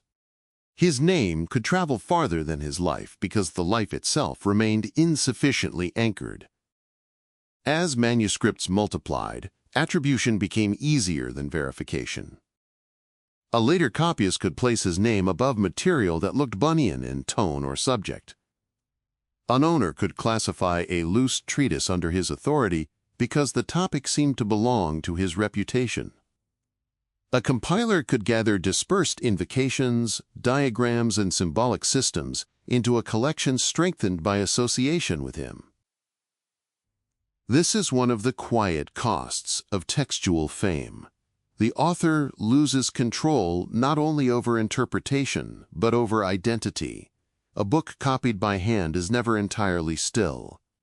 It moves through rooms the author never entered, through hands he never trained, across political worlds he never saw. Margins grow, sections migrate, titles change. A cautious note becomes part of the reading environment. A diagram copied from another source settles into a later recension. A chain of transmission is inserted to make the text appear older or more secure. The author's name remains, but the boundaries of authorship soften. For al-Buni, this softening became unusually consequential because the material attached to him concerned restricted knowledge. A legal commentary may be miscopied, but its errors usually remain visible to trained jurists. A devotional treatise may be abridged, but its moral intention often remains clear. An occult manuscript behaves differently. Its authority may depend on secrecy, difficulty, and restricted access. Variant copies can therefore increase prestige rather than diminish it. A missing section becomes a rumor. A damaged page becomes evidence of lost potency. An obscure diagram becomes proof that only initiates understand. The later Shams al-Ma'arif tradition developed within that atmosphere. It did not remain a single stable object. Medieval works, more closely associated with al-Buni, stood beside later compilations that expanded far beyond what can be securely attributed to him. Some materials may have come from students or near successors.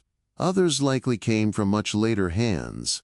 Still others entered through the ordinary processes of manuscript culture: copying, extraction, rearrangement, correction, and commercial adaptation. Over time, the title became less a fixed book than a field of expectation. Anonymous copyists played a large role in this transformation. Their labor was often quiet, practical, and undocumented. They copied what patrons requested, what markets rewarded, what teachers assigned, or what private owners wanted preserved before an exemplar decayed.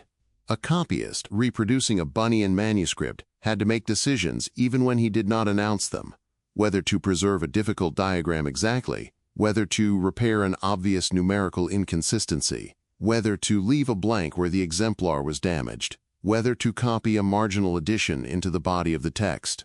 Every such decision altered the future. Owners altered the tradition differently. Some wrote their names carefully in opening leaves. Some added warnings. Some marked useful sections. Some concealed volumes among safer books. Some passed manuscripts to heirs who may not have known how to read them fully. A private library can preserve both conviction and uncertainty without distinguishing between them. The presence of a book in a collection does not prove approval, but destruction would have ended the trail. Preservation keeps ambiguity alive. Critics also help detach al-Buni from ordinary biography. When scholars warned against books of sorcery or dangerous hidden sciences, the name attached to those books gained sharper symbolic value. A critic did not need to reconstruct the historical author in detail. It was enough that al-Buni marked a zone of risk. Condemnation simplified the figure into a sign.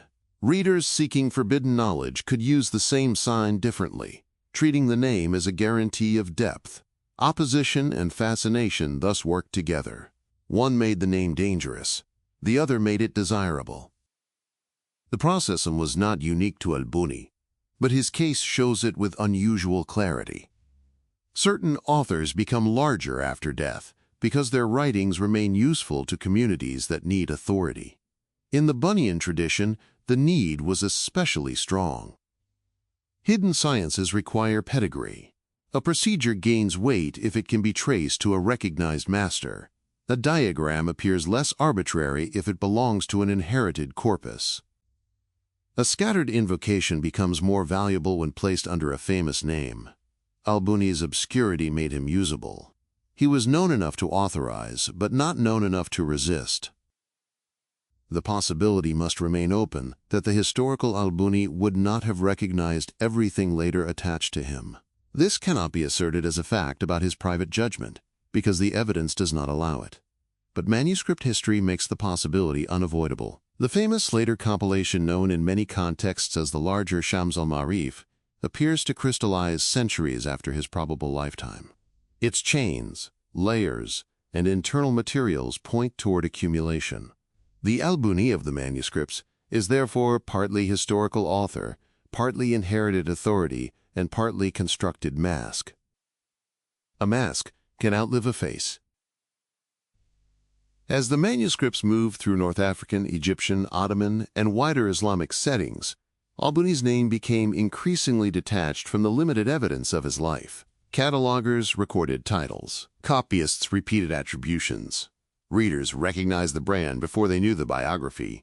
Critics invoked the name as shorthand for perilous sciences. Practitioners invoked it as shorthand for access. The person dissolved into function. This dissolution had moral consequences. A later user could employ a text for purposes its earliest author may never have specified. A critic could condemn al-Buni for material added long after his death. A printed edition could amplify corrupt or composite forms and present them under his name with false confidence. Popular folklore could darken him into a figure of fear detached from manuscript evidence. In each case, the authorial name carried responsibility for a tradition no single historical person could fully govern.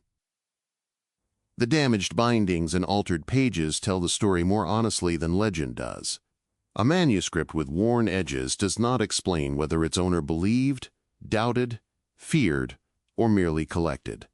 A marginal warning does not erase the fact that the text was preserved. A copied title does not prove authorship. A later attribution does not create a life.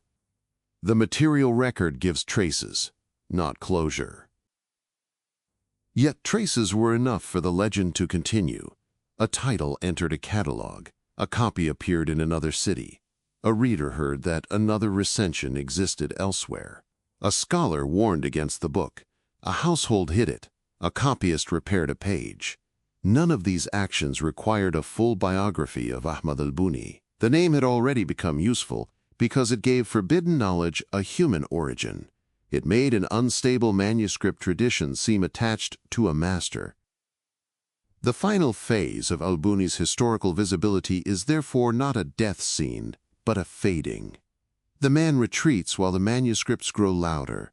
His personal intentions become harder to recover at the same moment his name becomes more widely circulated. Silence gathers around the life. Speech gathers around the book. This is the unsettling shape of his afterlife. The author disappears, but the name remains useful because forbidden knowledge needs a human mask. 10. Fires, bans, and the persistence of the forbidden. After Ahmad al-Buni disappeared into the instability of manuscript memory, the texts associated with his name entered a different kind of life. They became institutional problems. They became objects of warning, concealment, curiosity, and private preservation.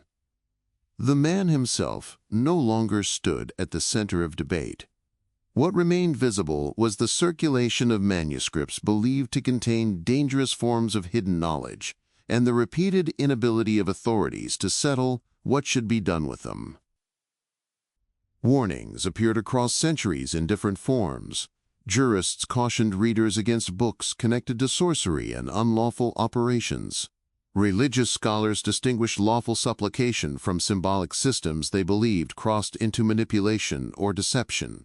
Some rulings advised avoiding or destroying texts associated with occult practice. Yet these responses rarely produced uniform outcomes.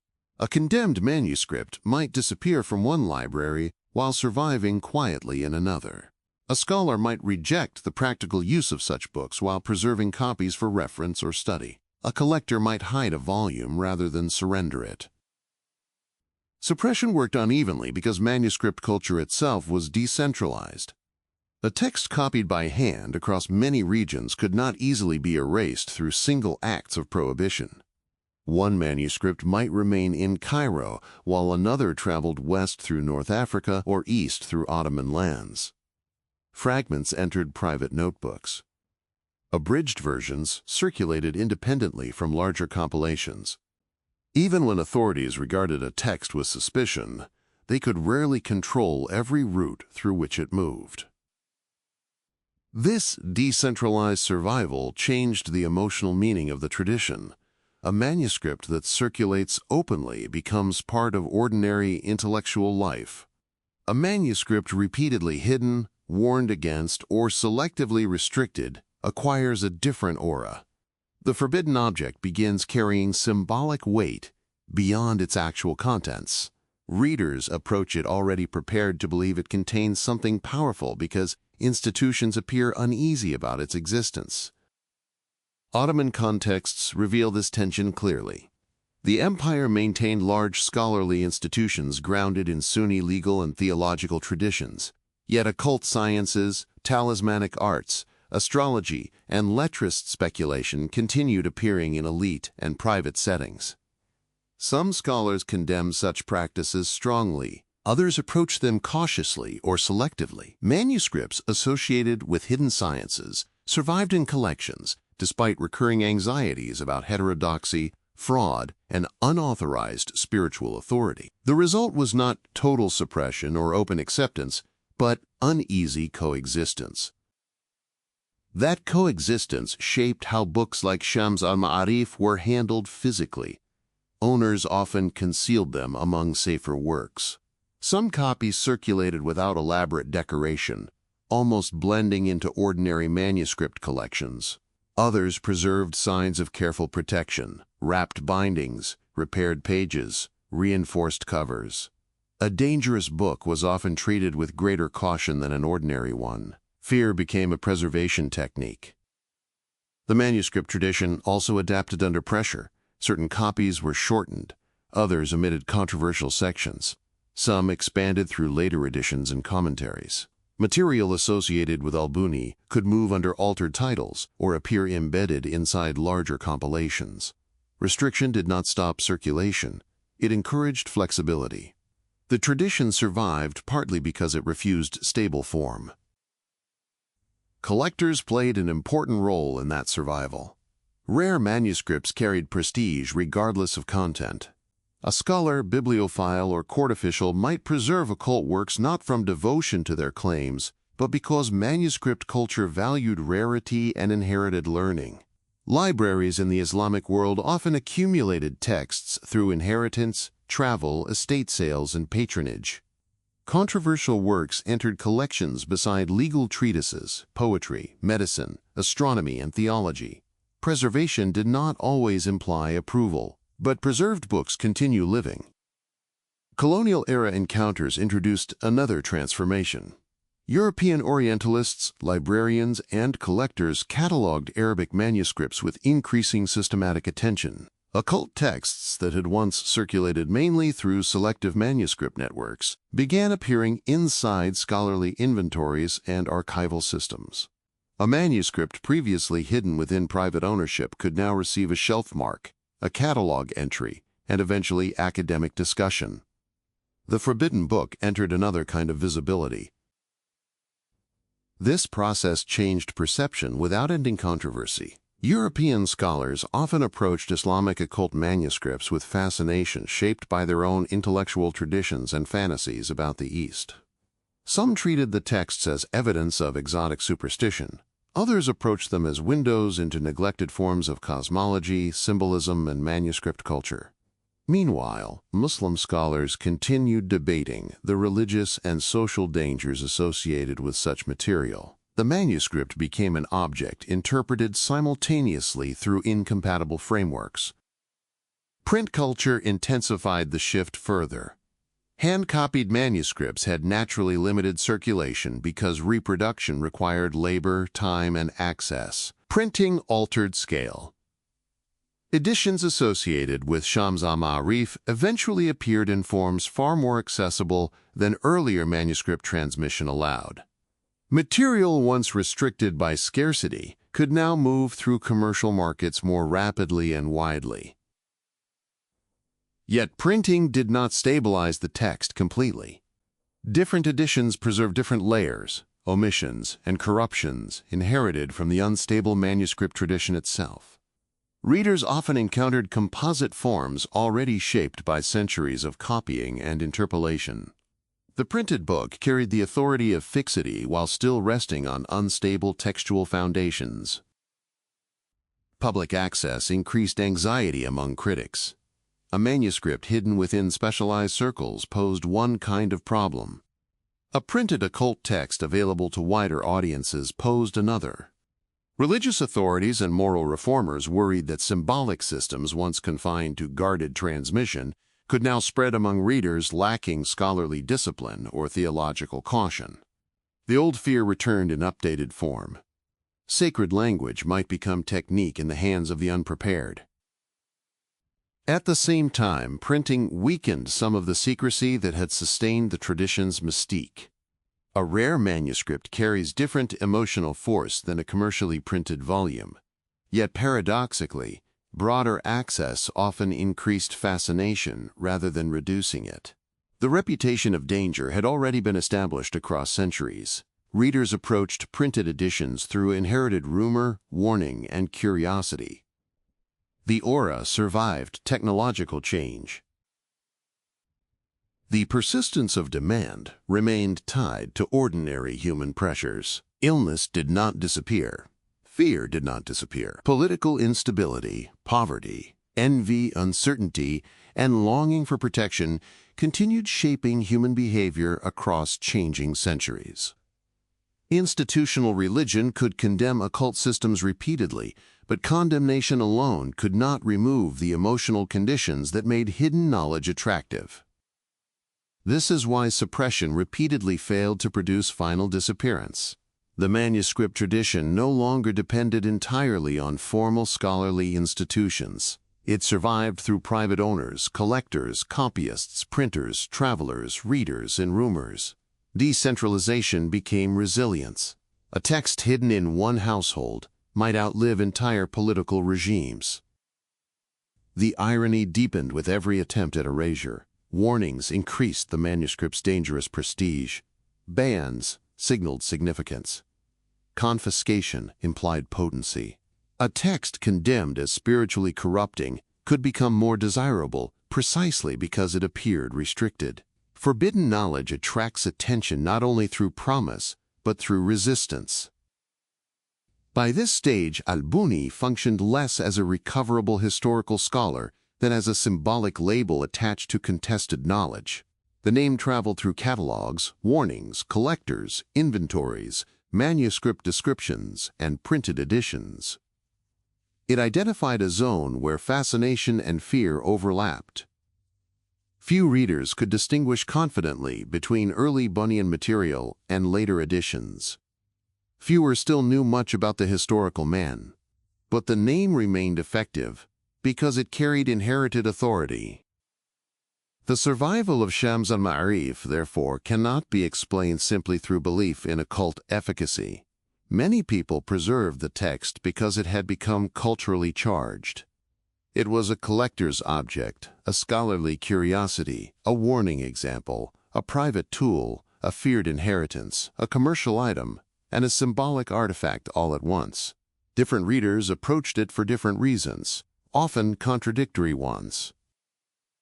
No single fire erased it. No single ban contained it. No single institution controlled it.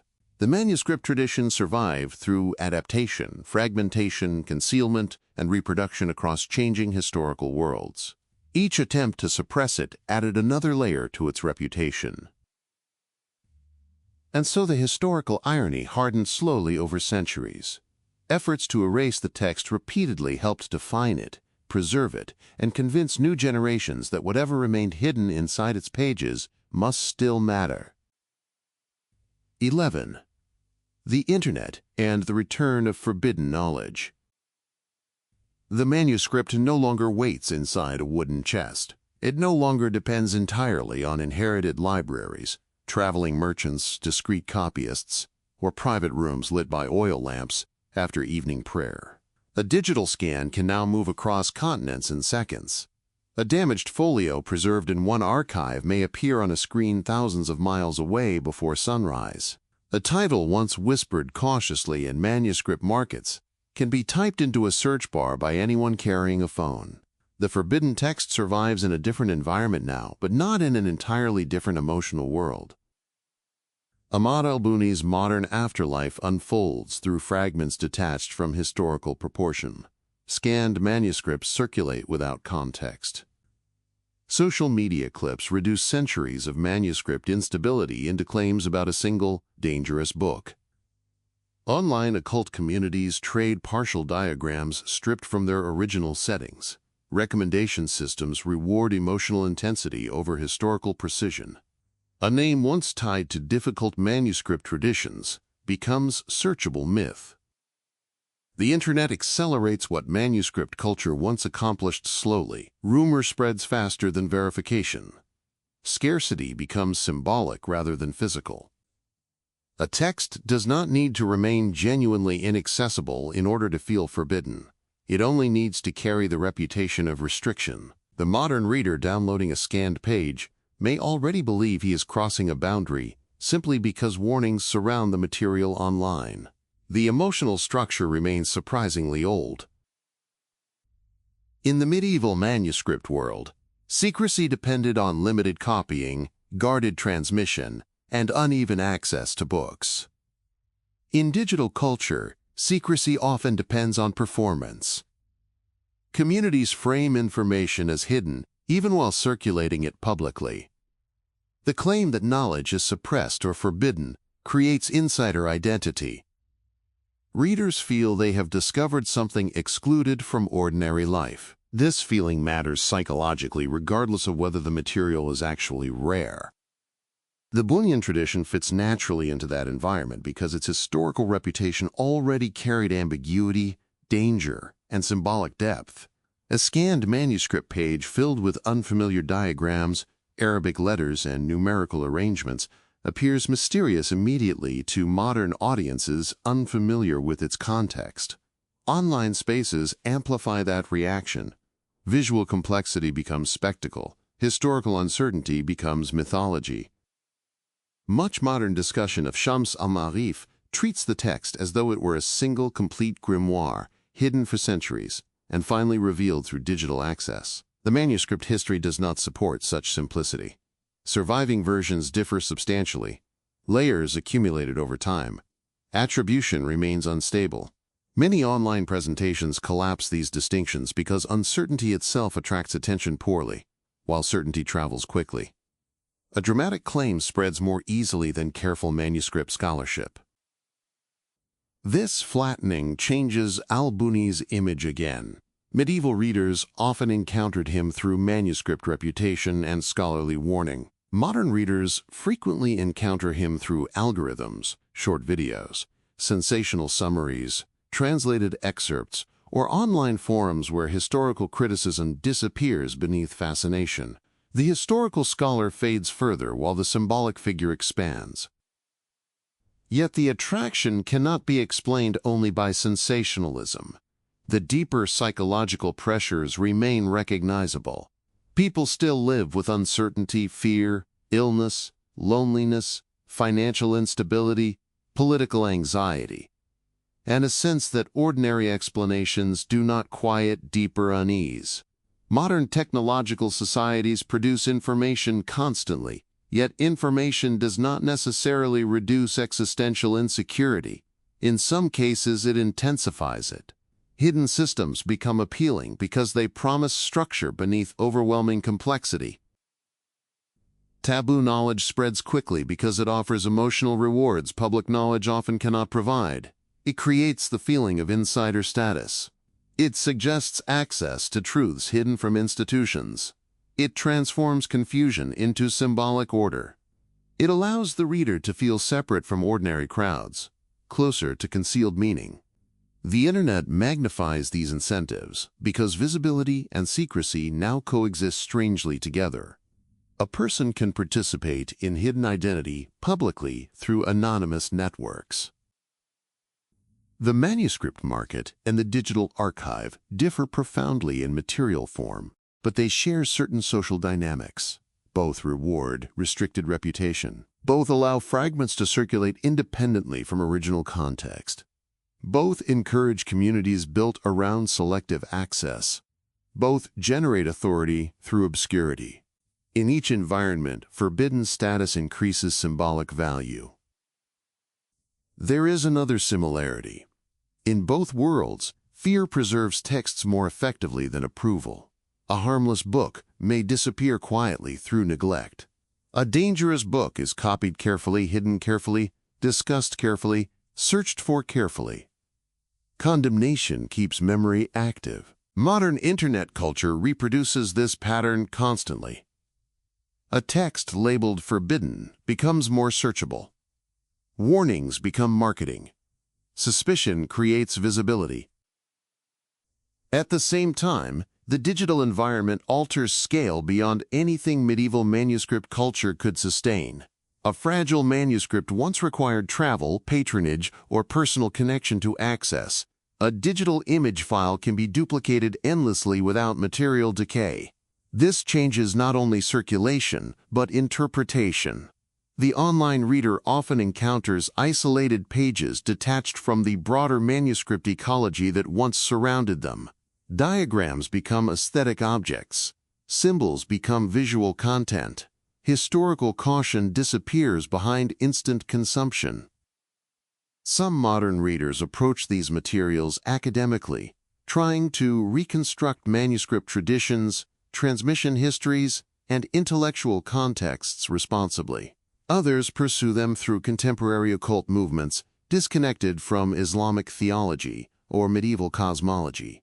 Still others encounter them accidentally through recommendation systems that reward mystery, danger, and hidden knowledge as entertainment categories.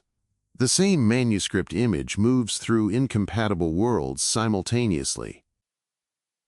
Modern myth frequently exaggerates al-Buni into something close to a universal master of dark magic, a figure supposedly feared across all Islamic history with uniform intensity. The actual record is more uneven and more human. His historical visibility remained limited. His manuscript tradition evolved gradually. Scholarly responses varied. The text survived through ambiguity, not unanimous terror. Yet digital culture often compresses complexity into archetype because archetypes travel efficiently online. This compression produces a strange reversal. Medieval manuscript readers often knew little about the historical al-Buni because manuscripts circulated unevenly. Modern internet users often know little about him because information circulates too quickly. In both cases, fragments replace context. The internet also transforms the relationship between secrecy and commerce. Manuscript copying once required physical labor and material cost. Today, forbidden reputation itself becomes monetizable through videos, articles, reproductions, and online communities promising access to hidden traditions. The marketplace surrounding occult curiosity has expanded enormously, even while many participants possess little knowledge of the historical conditions from which these texts emerged. Yet beneath the distortion, the older questions remain visible. Why do people continue seeking secret systems when public knowledge is available everywhere? Why does symbolic structure comfort the anxious mind? Why does prohibition intensify desire instead of ending it? Why do hidden texts feel emotionally powerful, even before their contents are examined carefully? The Bunian tradition survived because it occupied those questions, rather than resolving them. Medieval readers approached the manuscripts through fear of illness, uncertainty, envy, political instability, and spiritual vulnerability. Modern readers approach digital fragments through different pressures, but often with similar emotional hunger, a wish to find concealed order beneath overwhelming surfaces. The internet intensifies that hunger because modern life often feels informationally saturated, yet spiritually fragmented. Endless data does not necessarily create meaning. Public knowledge becomes abundant but emotionally thin. Hidden systems promise density. They suggest that reality still contains layers inaccessible to ordinary explanation. Forbidden knowledge therefore acquires psychological warmth precisely because it resists transparency.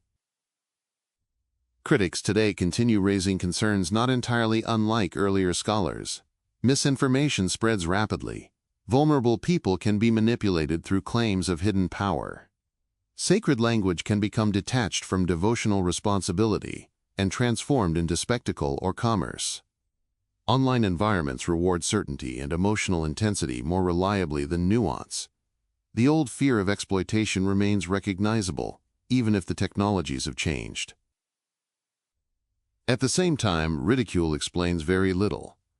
People do not seek hidden systems only because they are irrational. They seek them because uncertainty is difficult to bear. The modern search for forbidden knowledge often reveals loneliness, anxiety, fascination with mystery, distrust of institutions, and longing for significance. Medieval manuscript culture understood those emotions intimately, even if it expressed them through different materials. What changes most dramatically is speed. A manuscript once crossed regions slowly enough for commentary, correction, and local interpretation to accumulate around it. Digital circulation collapses distance instantly. Images detach from scholarship before context can form. A symbolic diagram viewed online may reach millions of people who know nothing about Ibn Khaldun's caution, juristic debates about sorcery, manuscript instability, or the layered evolution of the Bunian corpus. The visual fragment survives independently from historical memory. And still the old emotional atmosphere persists. A person somewhere in the present opens a scanned file late at night. The screen glows softly in a quiet room. Arabic letters appear beside geometric forms and numerical arrangements copied centuries earlier by hands long vanished.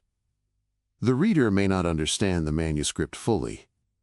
He may distrust it, fear it, mock it, study it, or simply stare at it with curiosity. But for a moment, the same tensions return. Secrecy, desire, warning, uncertainty, symbolic order, forbidden reputation. The distance between the medieval manuscript market and the digital archive is enormous. Yet both worlds reveal something persistent about human behavior. Public knowledge satisfies many needs. It explains laws, histories, sciences, and visible structures. Forbidden knowledge promises something else. It promises depth hidden behind appearances, private access beneath public language, and order concealed within confusion. Perhaps that is why prohibition preserves certain texts more effectively than approval. Fear keeps attention alive. Warnings sustain memory. Hidden books survive because people continue imagining that something important must remain inside them. And so the long echo continues. Not through certainty, not through proof, not through universal belief.